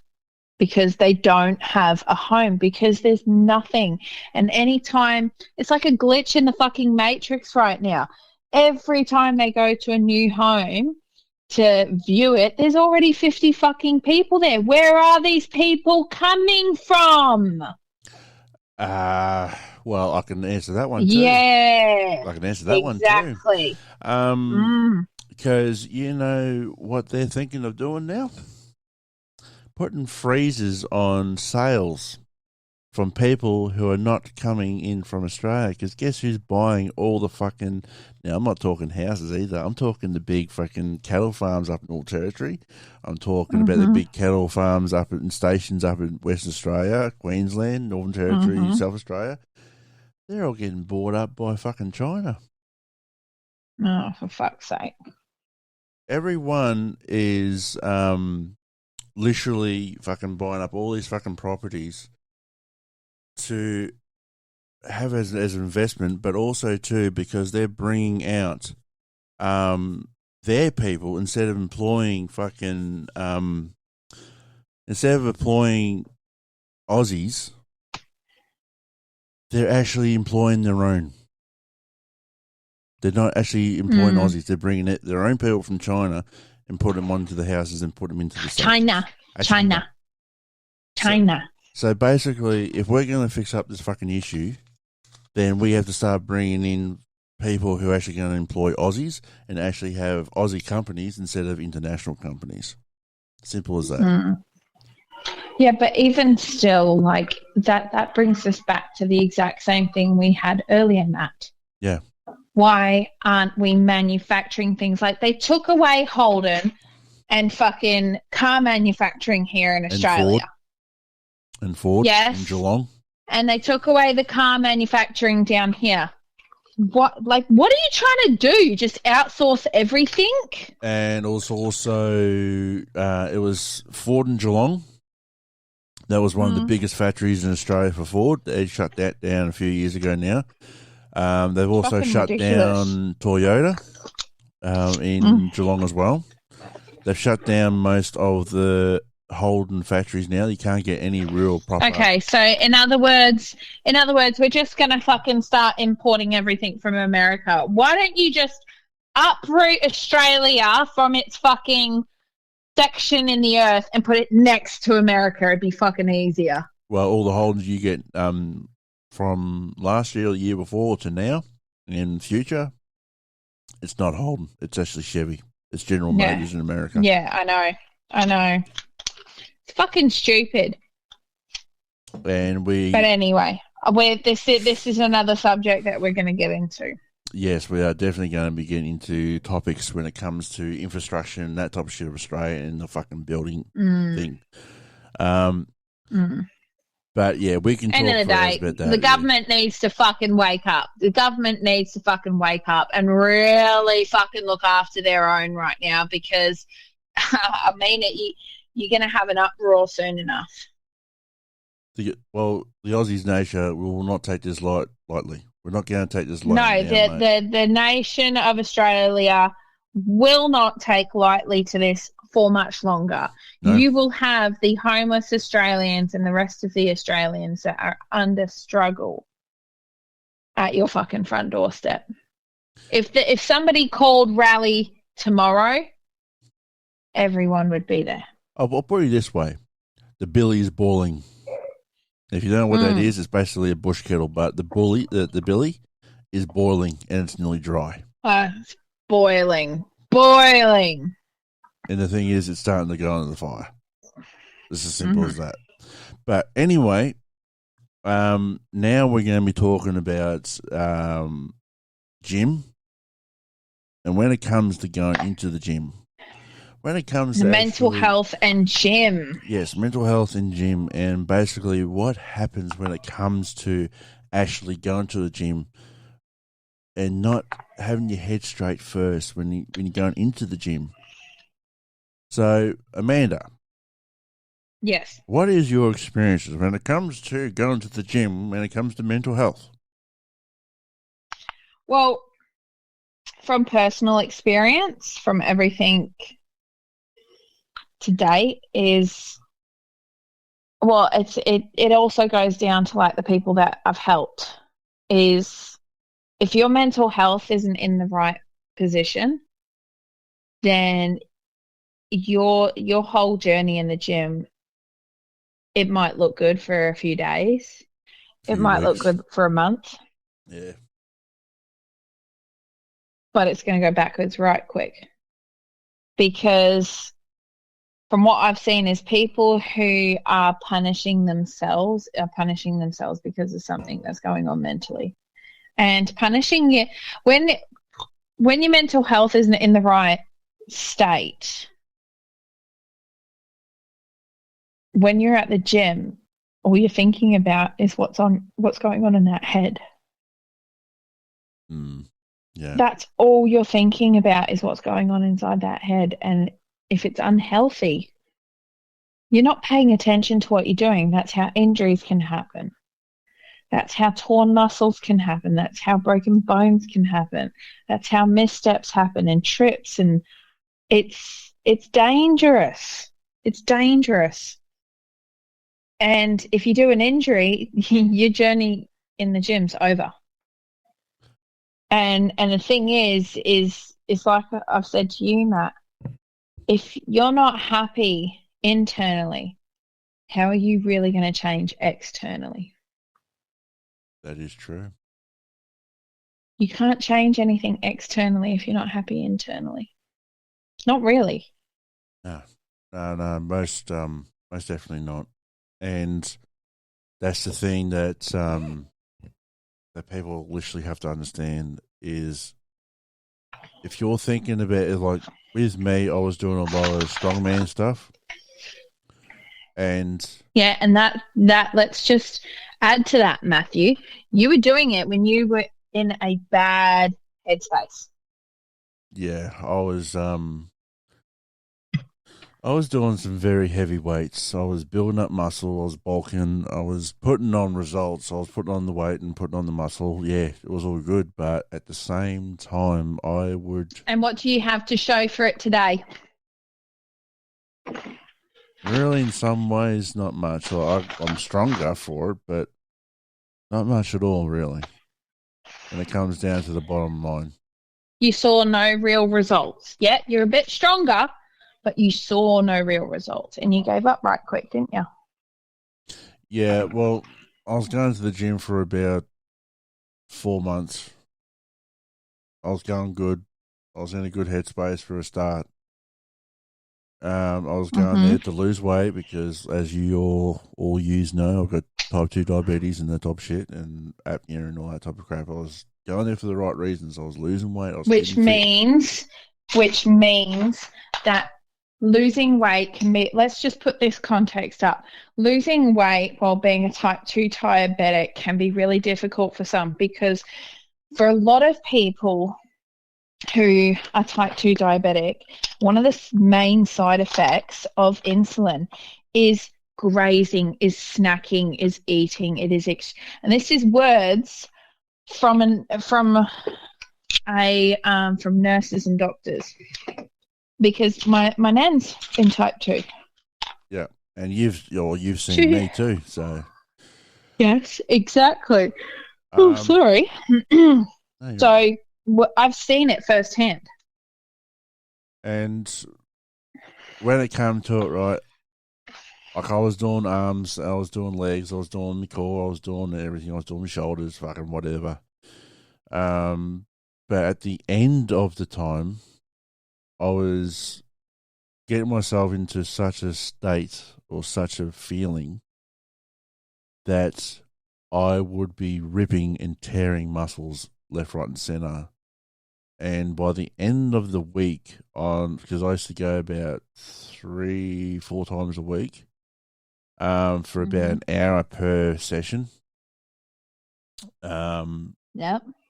And every single day, I would be coming out of that place so fucking sore to the point where I couldn't really walk properly because I wanted to make sure that I absolutely destroy myself when I was going to the gym. Yeah, but why? Well, to be frank, if you're comfortable, Well, If you're comfortable. If you're uh, not, then don't say anything. no, well, we're talking about this, so let's talk. No, that's cool. But just because we're doing a podcast doesn't mean you need to be pressured into disclosing what you're not comfortable with, Matt. Because you remember how you feel matters too, Exactly. podcast or not. I know. It was basically because I was punishing myself. I wanted to.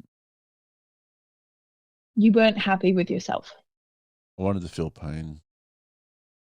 You wanted to feel the pain on the outside because of what you were feeling inside. You wanted it's funnily enough, this is some heavy shit, people. So if you're triggered by self-harming or anything to do with suicide, then switch it off or skip ahead. But it's the one thing, like during my times with psychologists, when I talked about self-harming, when they asked me about self-harming, it's a lot like self-harming what you were putting yourself through. And that is that, how do I put this?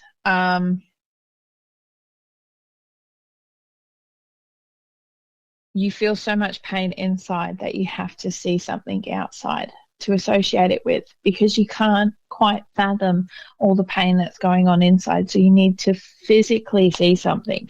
Now, for you, because of all the pain you were feeling inside, you had to physically feel your body in pain to associate that pain inside.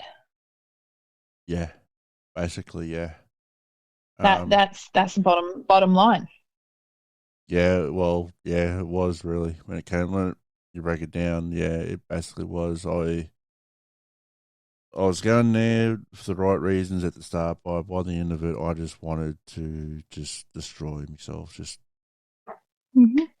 um, And it's okay to feel like that. Like, we've done a lot of work recently on understanding from a man's perspective as well as a female's perspective. It's okay to feel like that.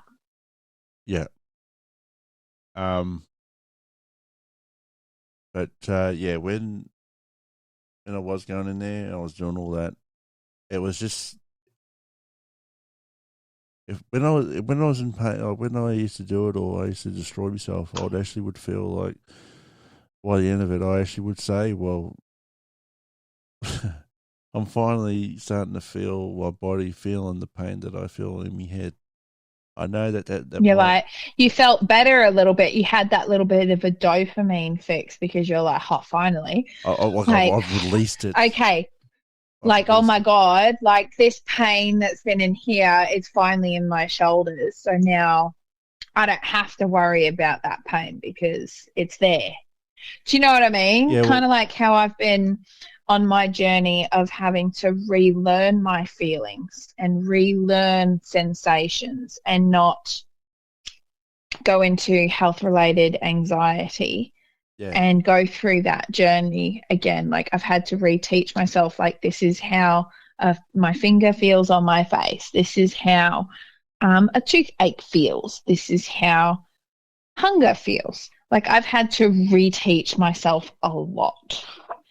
A lot. Yes, and you've been teaching me that same thing with this because I exactly. So I've been telling you things. She's not just like right. This. She's also my fucking teacher when it comes to It's okay, young grass smoker.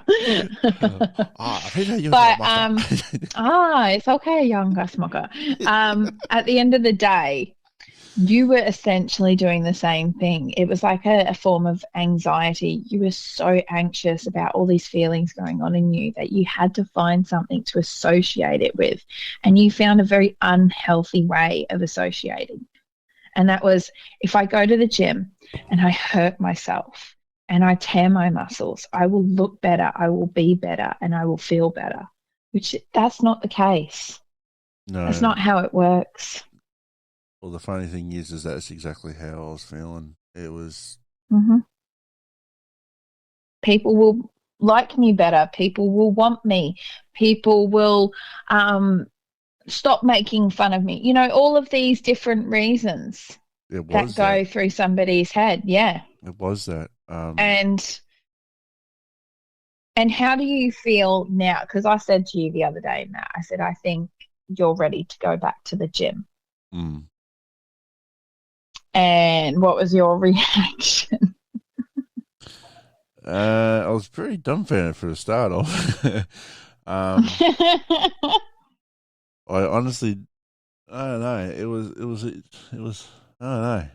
You're probably better off to say that one because it was a whole fucking mix of all sorts of fucking you were emotions. like, you were like, are you sure? Are you sure? And I'm like, I think you're ready. Like you're at a place, and this is the thing. Um, like I said, it affects your results. Like you didn't stay that way for long. Yeah, no. It declined as soon as you gave up. And all it took, probably, I'm going to take a guess here. We've never really spoken about this, but I'm going to take a guess. I'm going to say you stopped going because of a comment that somebody made. Yeah. Yep. Somebody made a comment and it put you back in that rabbit hole. Is what we call, me and Maddie call, down the rabbit hole. Oh, yeah. Yeah, there It's was. when one thought leads to another, which leads to another, which puts you in a funk, which sticks you in a rut, which you end up in a black hole, unable to crawl out of. And it took me a long time to crawl out. It took a lot of work and a lot of emotions. Oh, yeah. Certainly did. 100%. It's yeah, it took a fair fucking chunk out of me Mm-hmm. to really get to where I am today in some ways, and for yourself as well. It took a lot. It took a lot for me to come back where I was. It took a lot because it wasn't just for me personally. I wasn't just in a hole. mm, yeah, There was no hole for me. A switch was flicked, and there was nothing. It was that literal definition. There was nothing. I was just being. yeah. There was no crying. I think it took a good year to get me to break a tear again. Fuck, that's probably about the same. I That's probably about the same as me too. Really, when it comes to it. Yeah. And then essentially what I had to do was I had to crawl in to a dark hole, a crevice to flick that switch back on. And when I flicked that switch back on, oh, The light came I on. still get goosebumps now. No, yeah, but everything around me, it was so much, it was like sensory overload, but it was about feelings. Yeah. It was just everything all at once. So it was And like it was overload. the fog It was lifted and literally wow. like, no, no, no, no, No, no, no. no. It was literally, I'm stuck in that crevice. I flicked the switch. Everything's gone bleh, like big blaring sirens. And then the switch flipped back.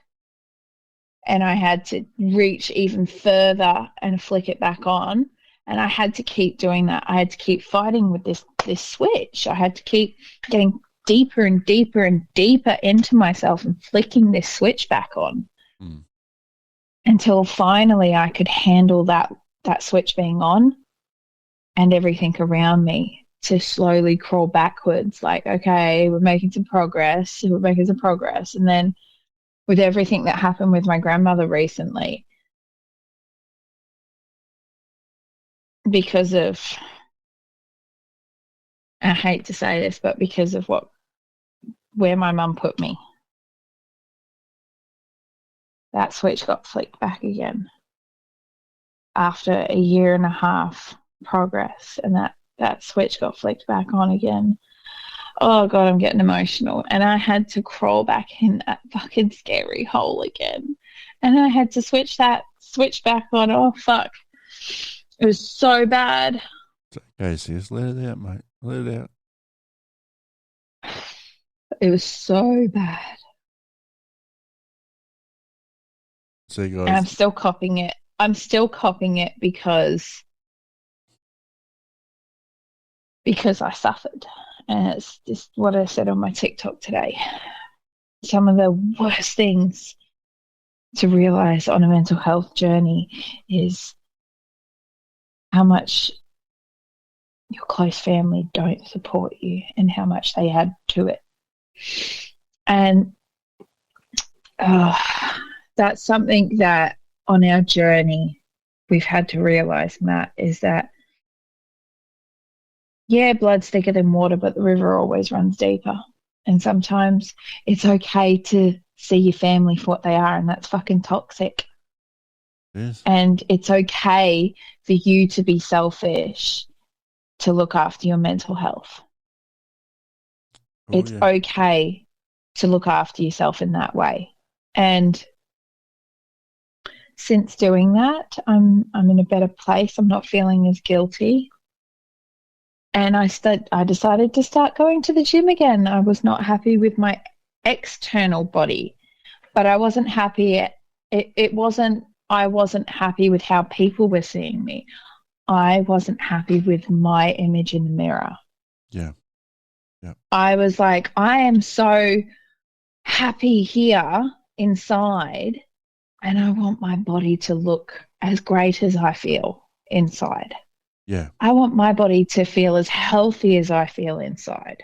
And that's what we all want. That's what we all want. Exactly. And that's the thing, right? You got to learn to love yourself internally before you can love yourself externally.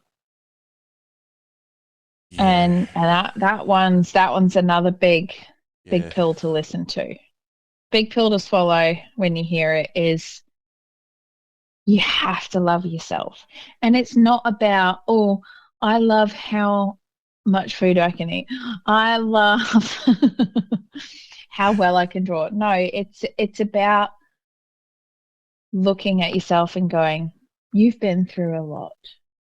I'm proud of how far I've come. It's the little achievements that matter to us in the long term. That's the thing that I've taught with you, Matt. I haven't told you. You're amazing. I haven't blown smoke up your fucking ass with toxic positivity. And that's another thing too that people have to be careful of, because that can put you in a bad mental state too, is toxic positivity. Yeah. If you're not okay, that's cool. It's okay not to be okay. Yep. You don't have to listen to these people going, you're fine, you'll get through it. It's okay. It's not as bad as you make it out to be. Fuck you. It is, okay? To you in that moment, it feels that bad. Let it be that bad. If we don't learn to acknowledge those negative feelings, you end up in a shit way. Like, I know I went through it because I wouldn't acknowledge it. And I was like, no, I got to keep pushing through. I got to keep going. Because I didn't go, this is really fucking shitty. I fucking hate this. Because I didn't embrace my anger, my hate, my upset. That's what put me in that dark switch. That's what mine is. It's a dark switch. Mine's in the form of a beast. That's mine. Exactly. Yours is a beast. And the day that I said to Matt, because he goes, it's like you could physically see it in him. He was struggling. Like he was physically bracing himself constantly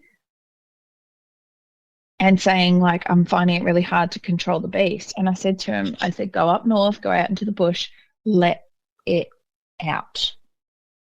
Stop trying to control it in that way. The only way you can control a beast is to let it run free. Yep. You learn how to rein it back. You don't learn how to control it. You learn how to rein it in. You learn how to be one with the beast and choose when to let the beast out after you give it its freedom.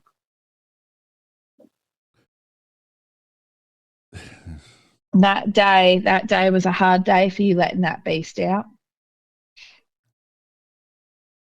Yeah, it was. Yeah.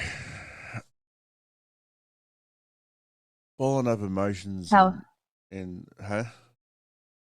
Tell us. It was a whole lot of screaming, wasn't it? The actual event that took place was screaming, just grabbing something and smacking over a fucking piece of wood or a tree, and the anger and pain that just come out was the worst that I've ever experienced. And it kind of felt like I wasn't even in my own body. I was being controlled by something else, but it was so dark and cold, and it just, yeah, it wasn't right. It wasn't good. It wasn't love. It wasn't care. It wasn't compassion. It wasn't any of those emotions. It was just hate, anger, and pain, and suffering and agony. And it's like I've said to you, especially men, they have to repress all of that so often that they feel this beast growing in them. And, you know, some men resort to other tactics that aren't really the best. And if they had let their beast out before it got to that level, and somebody just acknowledged that they were in pain, could have been a different outcome. Yeah, I know where you're going with that one. We're not going to get into that, but yeah, no, that's a different subject. That's a bit of a touchy one for fucking sure. But anyway, but the whole thing is that when you want to start on your gym journey or your health or mental health or anything like that, make sure if you go to the gym, make sure you get your head right first. Make sure it's clear. Make sure you go in there for the good intentions and the only intentions. Even if you're only halfway through your mental journey, it's all up to you and the reason that you're doing it. Don't do it to please the people around you. Don't do it to impress someone. Do it for yourself. Do it because you want to. Do it only for yourself. Do it only for yourself. Do it and say, I'm doing this to give myself a moment. Do it because you're giving yourself some self-care. As a mum, personally, you know, that's another reason I go. I don't want to be away from my kids for hours on end. I just need 5 minutes to make something about me. Yeah. And really, when it comes to it, like yourself, you need that time away to reset your own batteries and recharge your own batteries in some ways. And to fill up my cup. Fill up the old cup, eh? Yeah. Fill the old cup up. The old mental cup. But it is true. Stupid. No, it's actually fucking not. It's the perfect example to use. Is that you just probably the best way to explain it would be you're going there. You're going down to like a river or for something for a drink, and you've got a good sized cup, and it's fucking empty, and you're struggling, and you're dying of thirst, and you're fucking struggling to get to the river or whatever, and you're just putting that cup in into wherever you're getting the water from, and you're just taking it up and you're just drinking the fucking thing. And you feel so much fucking better after drinking it.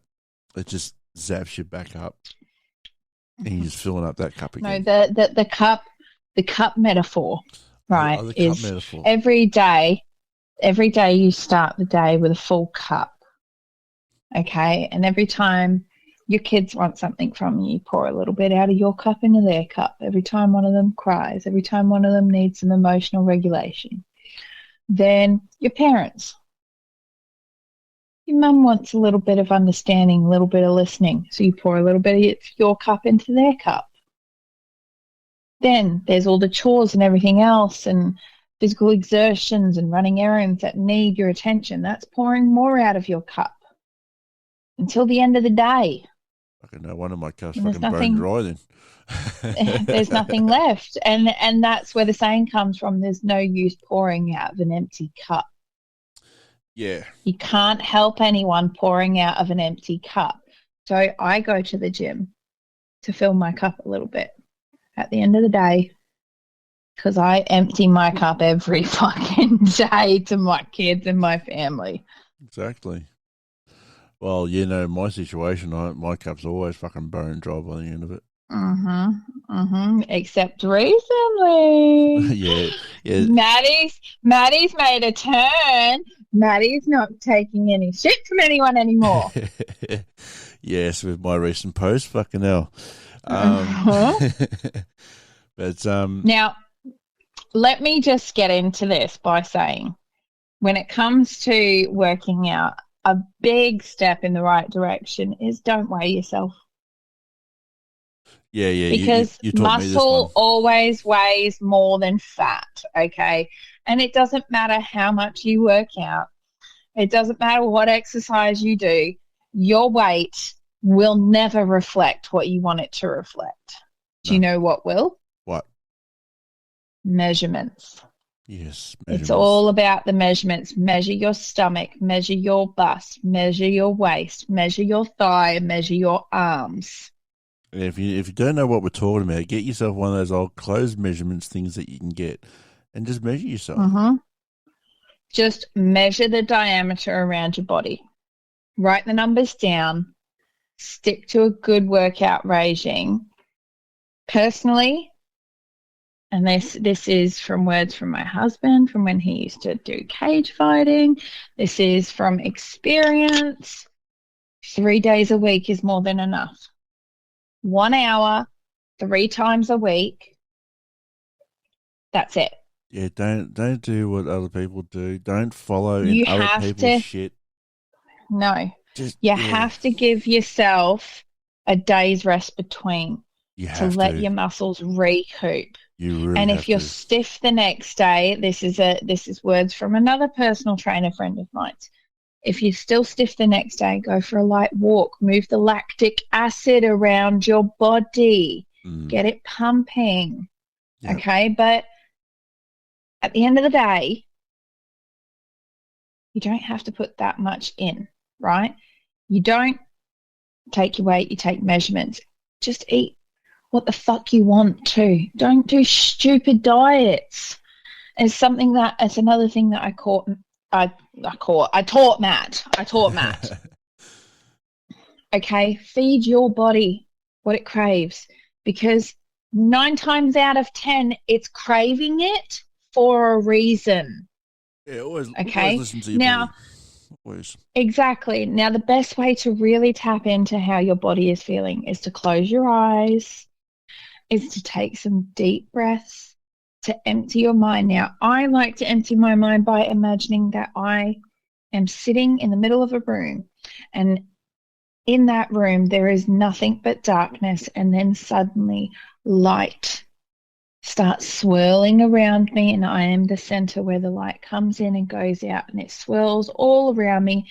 And I take a deep breath, and once everything's out, I go, what do I want to eat? And the first thing that pops into your head is what your body's craving. Go fucking eat it. You know what mine is? Sitting by the river with a campfire. Absolutely. Sounds fucking fabulous. Mine's always cake. Mine's always either a rack of ribs or fucking steak or something. It's some form of meat. Ribs. But anyway. I'm cooking it up next week. Shut up. I will send you pictures. So, as I've said to Matt, if you want to change your portion size, take the plate you've got, pick up a side plate, measure your portion on your big plate to your small plate. Whatever overflows, throw it away. Don't put that on your plate. Change the size of your plate, because 9 times out of 10, that is the perfect amount to make you feel full.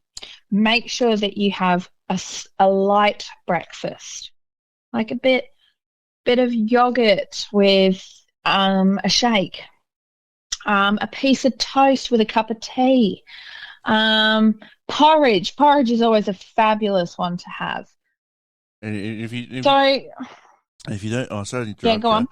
So if you don't want to have the big bowl of porridge, I've actually noticed when I was looking at shopping there the other night, you can get the cup of them now. Mm-hmm. The cups of porridge now. So if you don't want to have a big bowl of it, just have like a little cup of it. Or even... Yeah, absolutely. Or even just get a good sized coffee cup. Or how about just a piece of fruit? Yeah. Get your local piece of fruit that's in season, currently in season right now down here in Australia. These fucking phenomenal mandarins and the fucking phenomenal fucking plums. They look stunning. They tasted like fucking candy. It was amazing. But yeah, have a medium lunch. So anything more than a sandwich is too much. Or have your leftovers from the night previous. Which I tend to do.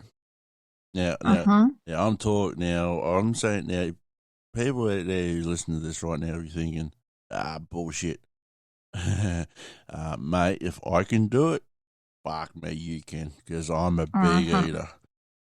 And I've been doing that. Absolutely. And it's like some of the rules that I gave Matt as well. Like if you want 2 pieces of bread with 3 spoons of soup, take 2 spoons of soup and 1 slice of bread. Most definitely. Reduce yourself every month by 1 spoon or 1 serving. Well, it's like the other one you said, because you told me to write all these down, so I'm just going to read off a couple. Adds a half a sweet potato to every 3 white potatoes, or take one of them out. Half a sweet potato to every 3 white potatoes, and that's just because sweet potatoes are superfood. Yeah. And the other one, it's very high in vitamin A. And also, too, now this is actually a good one, even though I'm diabetic, but it's still a good one. Replace white sugar with raw sugar, because it's not as processed, it's not as bad for you. It's not refined. It's not refined. But also, too, this other one that was about with the potatoes, too, is with every 3 white potatoes, add 1 carrot. Now, carrots are very, very good for you, too. What other ones have you got here? They're high in vitamin C, I think, and they're very good for your eyes. Yeah, there is something in carrots. It's actually, I think it's either vitamin C, or is that vitamin C? No, it's something. Anyway. What's that old tune we used to? I'm vitamin C. I'm good for your eyes. I'm good for your bones. Fuck yes, I remember the fucking song. We had to sing it every fucking day when we were in school. He was a pain in the fucking ass. But then this other one you said about when it comes to portion sizes. Now this is actually a very, very good idea. With the spoons, with the big little spoons. When you said do a quarter of potato, let's say if you had not necessarily mashed potato, but just quarter your portions when it comes to either mashed potato or veggies. But quarter instead of taking 1 whole spoon. Taking 1 whole spoon of potato, put a quarter tip of white potato, and then a bit of sweet potato, a bit of carrot, a bit of pumpkin, all on that 1 spoon. Make the spoon colourful. Don't overpile with the one vegetable to meet your serving point. Well, veggies are good, guys. They are very good for you, but you don't have to over exaggerate when it comes to it. Like you can, you got to have your proteins. Look, I'm not going to get too far into it. But I highly suggest looking up what an actual serving size is for those particular. Well, when it comes to me, right? For those particular items, because a serving size of potato is a lot smaller than you think. Yeah, a little like it was with me tonight. I had minced beef and mashed potatoes tonight. Bloody beautiful meal. Now, usually I would have a good, decent sized plate of it. No, I actually went with a bowl. And I had 2 scoops of mashed potato and about 3 scoops of meat. And after that, I was actually full. Couldn't fucking believe it. So did you know that mashed potato serving size is actually 1 cup? I heard. In measuring points is 1 cup of that. That's mashed potato. That's your serving size for 1 cup. Well, then, yeah, I must have had probably about a cup in one serving then, because it would have to roughly measure up to a cup. Most definitely. But if you add a carrot, it says here, although the serving size for mashed potato is 1 cup, if you're making mash as a side dish, you can halve this amount. So half a cup is a perfect serving. Because what is it? 2 fruit, 5 veg? I thought it was 5 serves of fruit, 5 serves of veggies and 3 serves of fruit a day you have to have. Or some bloody bullshit when it comes to it. We shall find out. I was always certain it's 2 fruit, 5 veg. Yeah, it's 2 fruit, 5 veg. That's what I said, 5 veg. I was wrong with the fruit, but I was right about the veg. You always it says here, aim for 2 to 3 serves of vegetables at dinner by filling half your plate with vegetables. Half the plate of veggies? Well, you could easily do that. Well, you've seen my plates half the time, Matt. 3/4 of my plate is just vegetables. Yeah.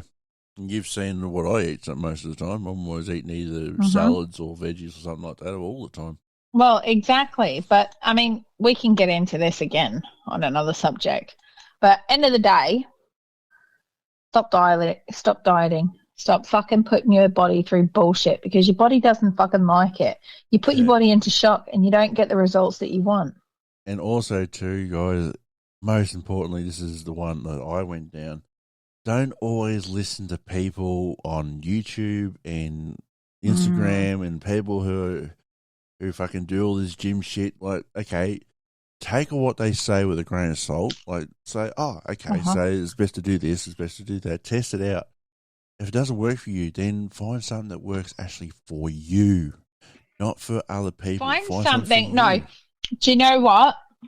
Do you know what they need to do? Do you know what they need to find? Something that makes them enjoy. Yes, that's probably, if not the most important thing about going to the gym. If you're not enjoying your regime, you're going to stop. Yep.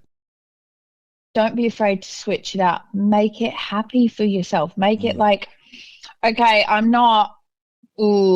don't want to hurt myself, but I'm really excited to just do this. Oh, no, I really like that exercise. Yeah, I'll keep that one. Well, it has no rules. It has no rule. Exactly. Experiment with the different exercises. I did. I like this exercise.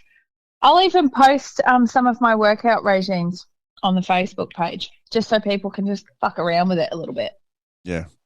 But moving on from that, I'm going to put out massive credit to my local gym, Snap Fitness. They've stuck with me for a long fucking time now.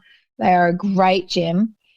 They can put my account on hold for $5 for over 3 months. I had mine on hold for over a year. Shit. So when you put it on hold for $5, they hold it without charging you any monthly fees. They don't have contracts, so you're not signing up into a gym. you're paying for what you do, right? So if you pay for a month, you're paying for a month. You pay $65 for the key card, you keep the key card.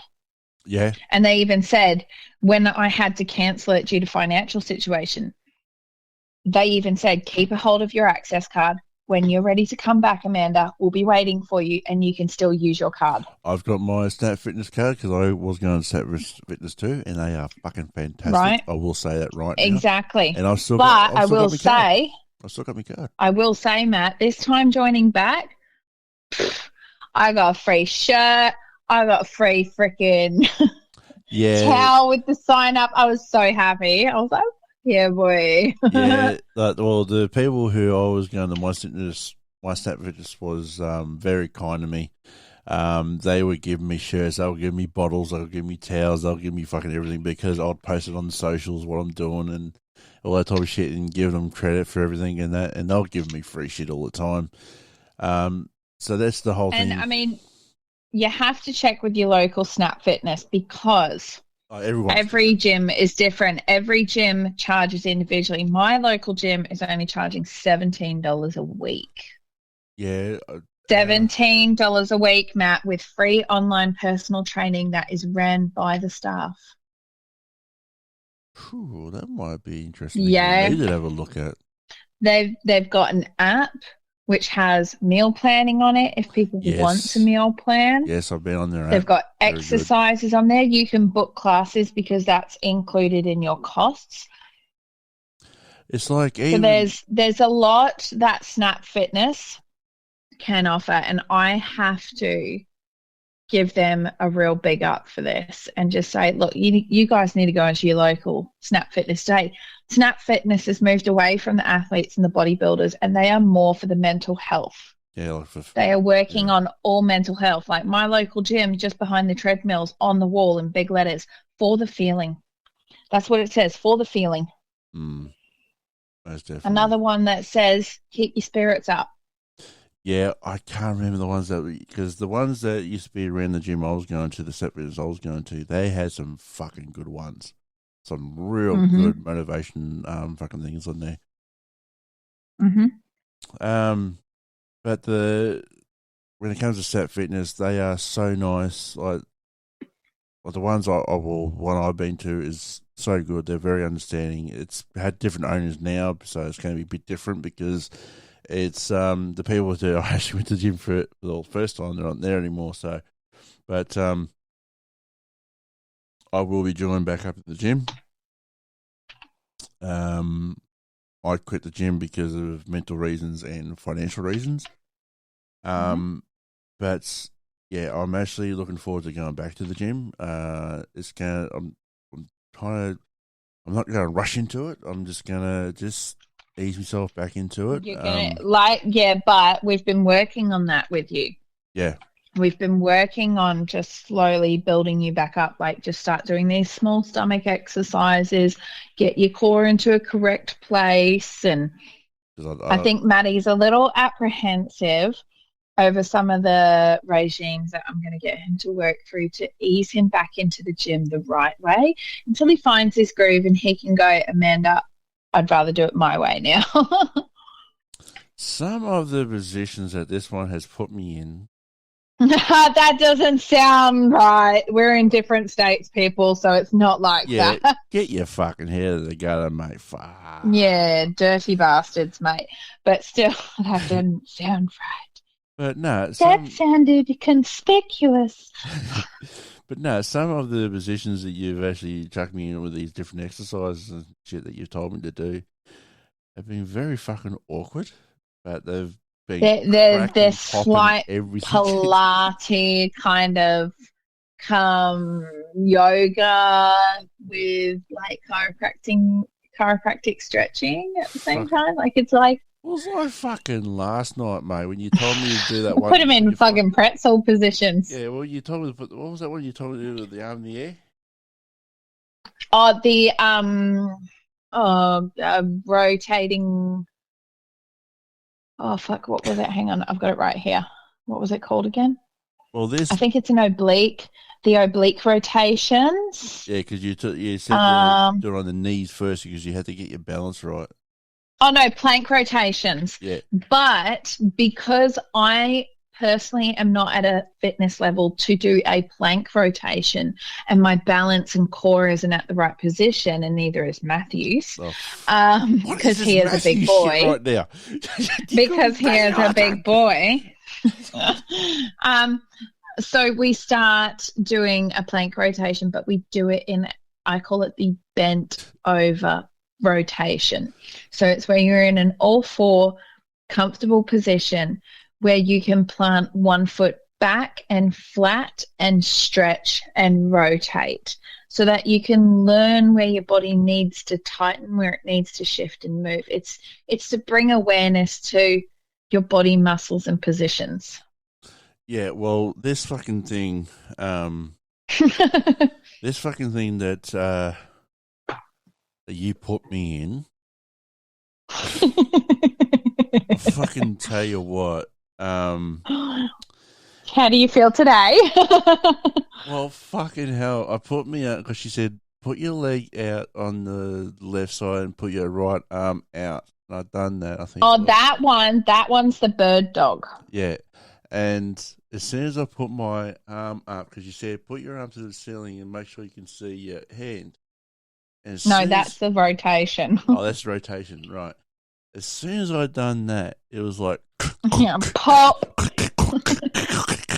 The whole fucking back decided to go freaking Cocoa Pops and fucking snap, crackle, and pop. He sounded like a transformer.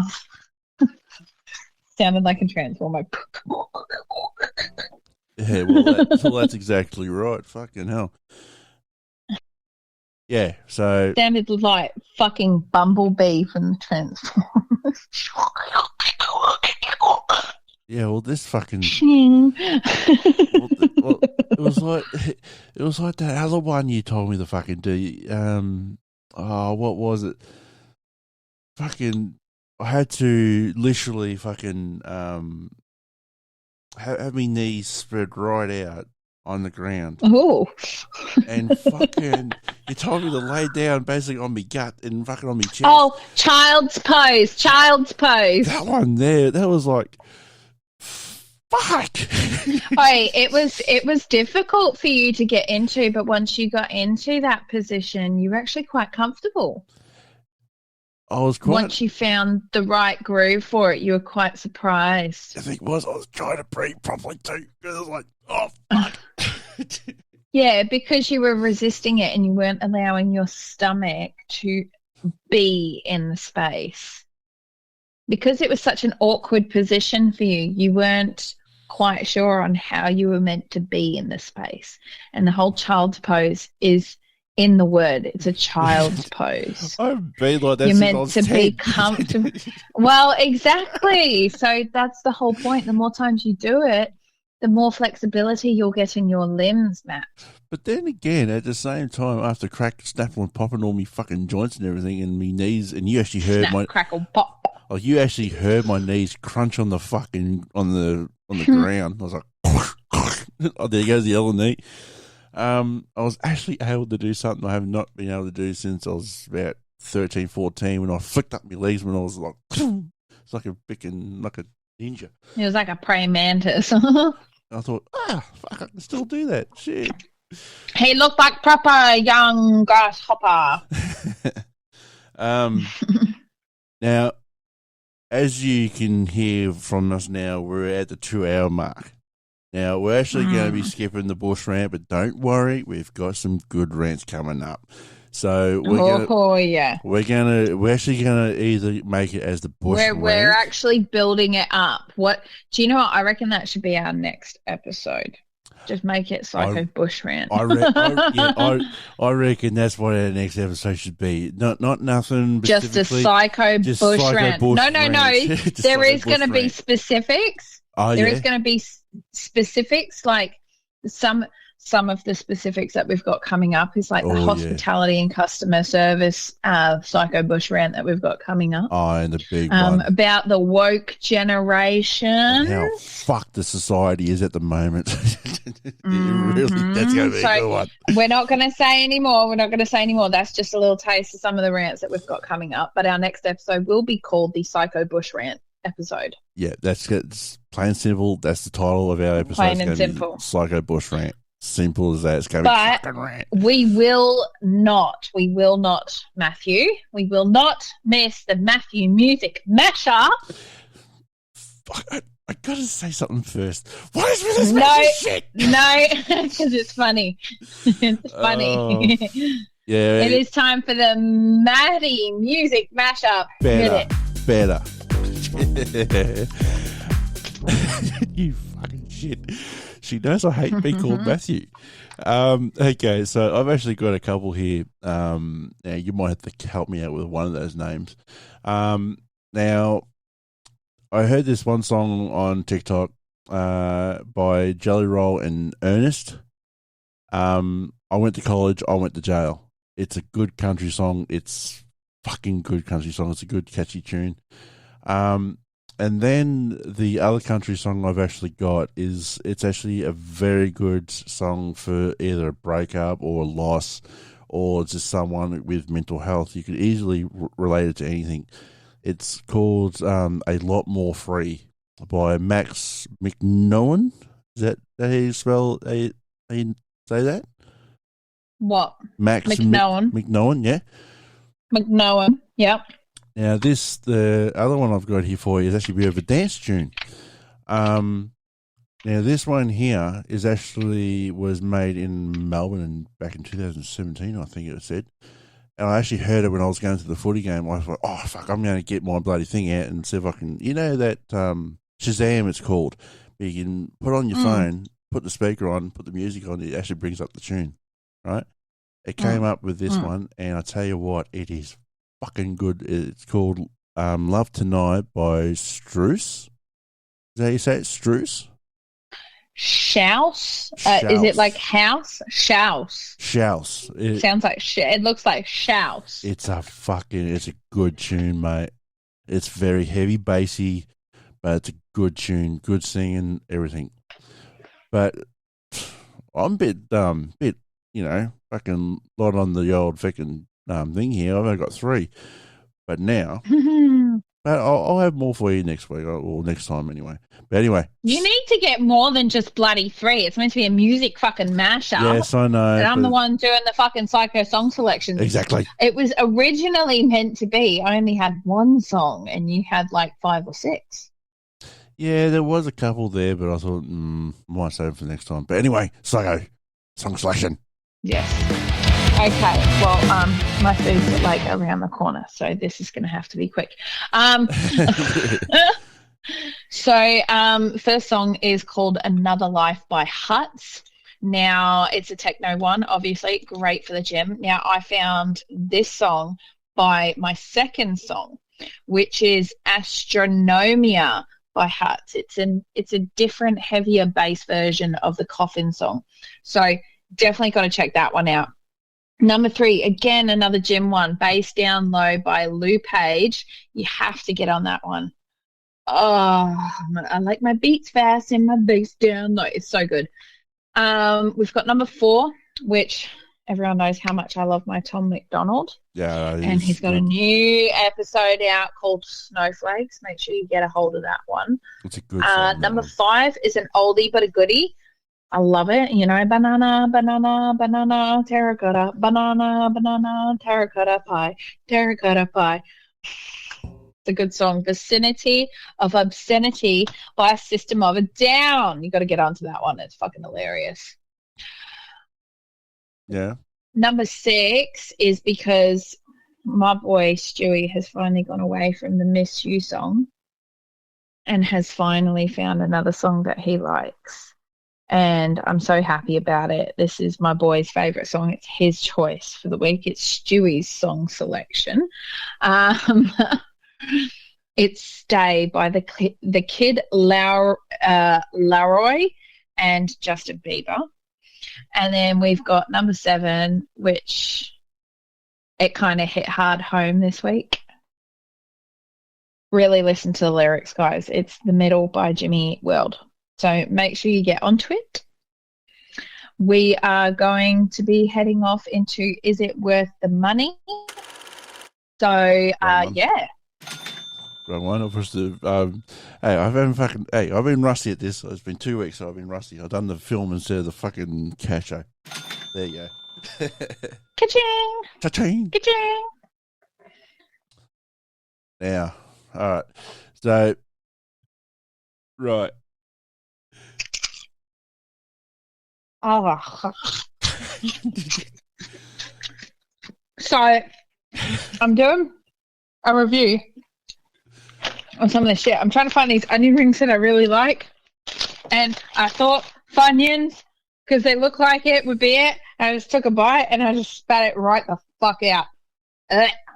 That's not the texture or the flavor I was looking for. Ugh. Oh, fucking hell. It is not worth the money. That's money down the drain. Funyuns are gross. Well, actually, if I have to give an honest opinion, the flavor's kind of like giving me like Quavers vibes. Yeah. But the texture is like burger rings. Oh. So would you class him as down the dunny? Because they're not what I'm looking for right now. Well, I think any other time, maybe. But it's like, no. Oh! I nearly threw them everywhere. You really tipped him. Fucking hell. Okay, next one. What else did I get in my bag of goodies? Okay, I don't even need to review these because they're pretzels. Pretzels always slap. So do the fantastic sour cream and chive rice crackers. Always worth the money. Fucking hell. Randoms. That's an international, Matthew. Oh yeah. Look what else I got, Matt. Oh, I got the crispy apples. Oh, you're like, fuck you. Shut up. And of course, what else have I got, Matt? I am brew. Always I am brew. Oh yes, you always love the I am brew.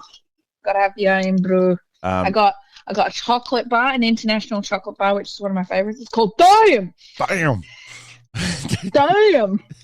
DAIM.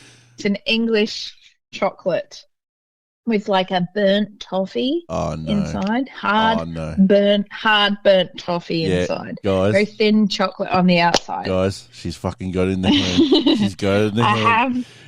I have the espresso mousse. Get into it. Can you actually hear me eating? Oh, I can hear you rattling and that type of shit, but no, go ahead, fuck it. Okay, but we have to hear the iconic noise, okay? So tell me if you don't hear it, and I will... Everyone quiet. Okay, ready. Give it a shaky shake.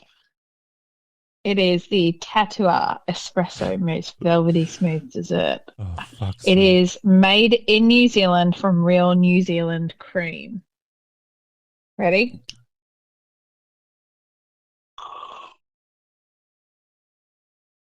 Oh my God. You got a little bit there.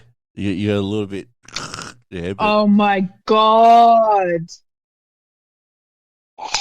there you go. That's better.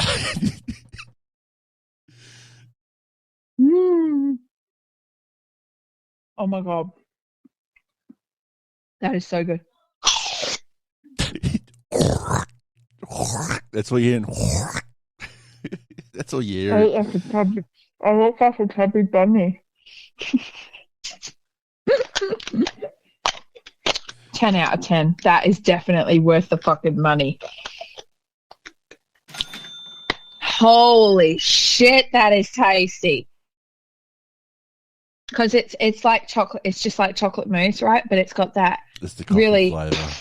Just the like bam espresso. Like that really sharp coffee. Oh, yeah.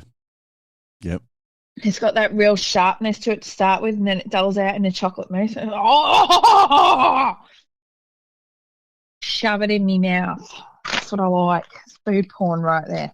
Anyway, is it worth the money? What are we doing, Matt? Are we doing this? Or are we just going to power through with what we've just done, and we're going to leave the sneaky peek budgeting tips for next episode? It's going to be Psycho Bush Rant and budgeting. That's our episode. Psycho Bush Rant and budgeting. Yeah, all right. Well, sorry, guys. But we're going to have to.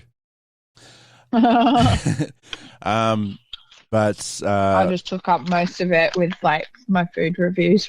Well, hey, it is. Well, technically, we actually did do worth the money because of what we just did just then. So technically, we've already done Absolutely. it. But don't worry, guys. Just not what we promised them earlier on in the episode. Yeah, I'm so sorry. We're gonna make you come back. You better press that plus button. But anyway, guys, we're gonna have to say a credit to Pond 5, as we always do. Yep, they do all of our sounds. All the sounds, all the intros, all the soundboard things, except for the dunny. I actually done that except for all the stuff that's like our voice. Yes, exactly. But like the get fucked. Now, yeah, we haven't actually played the get fucked, and then the fuck off, and then the phrase on which, when we first recorded, we were kind of thinking, okay, this is interesting. The food porn one. Bake it. Smoke it. Fry it. Oh, fuck. Food porn. Yeah, we were a little bit iffy about that one at the start, but it actually worked out pretty good. No, that one took off. Yeah. Do you have, I have to ask, do you still have the other two ones that we've done for the burnouts and the Grand Prix ones? Yeah, I do still have them. Did you want me to quickly? He's got to find them now. You see, with Pond 5, we don't have to look for them. We know where they are. And at the end of the day, when you do purchase these sounds, it actually comes with the rights to that song. Yeah, you get all the rights. You get fucking everything for it. Just make sure you read your terms and conditions of usage. That's the whole fucking thing. Now, I'm a bit rusty at this, so hopefully I can still remember which one was which. Fuck off, food porn, don't, Maggie. It's a funny one too. All right, so I'm loading up burnouts. Now let's see if this is the right one. Now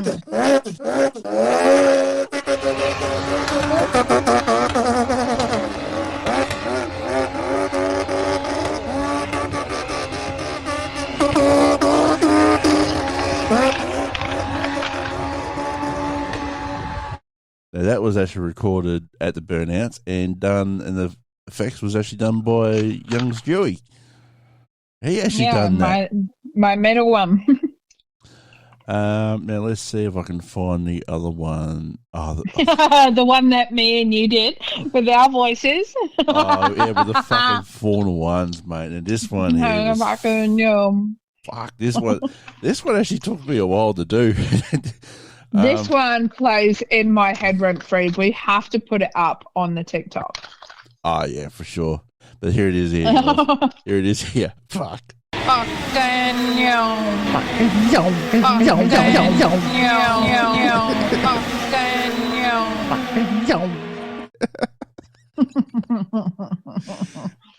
That lives in my head rent free. Send me the sound. I will send you the sound. Make sure you guys go over to our TikTok and check that out. Watch that space for that sound.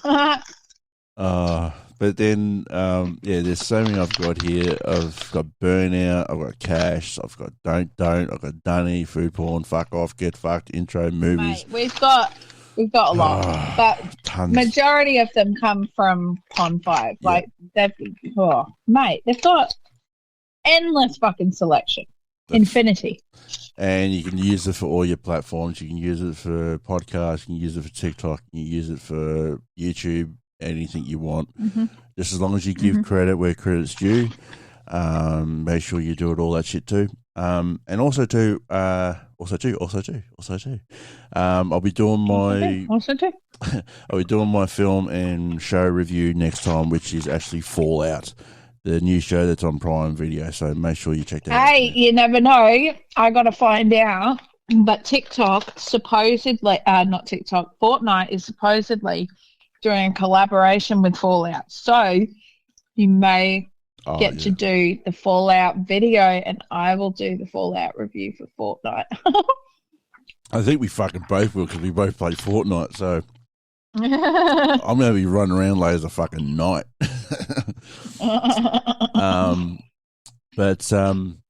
Yeah.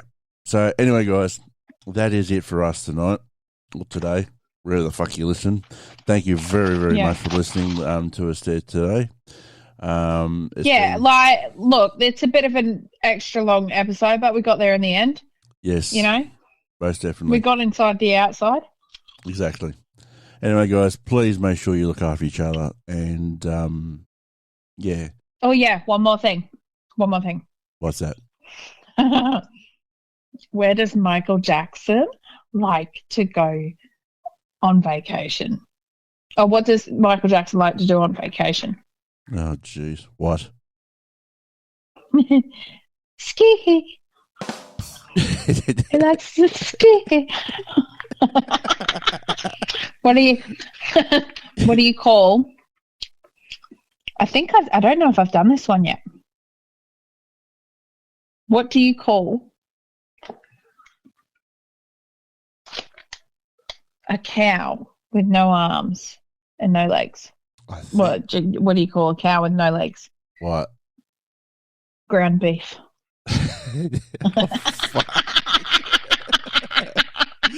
Oh, shit. Oh, okay, bye. Okay, yeah.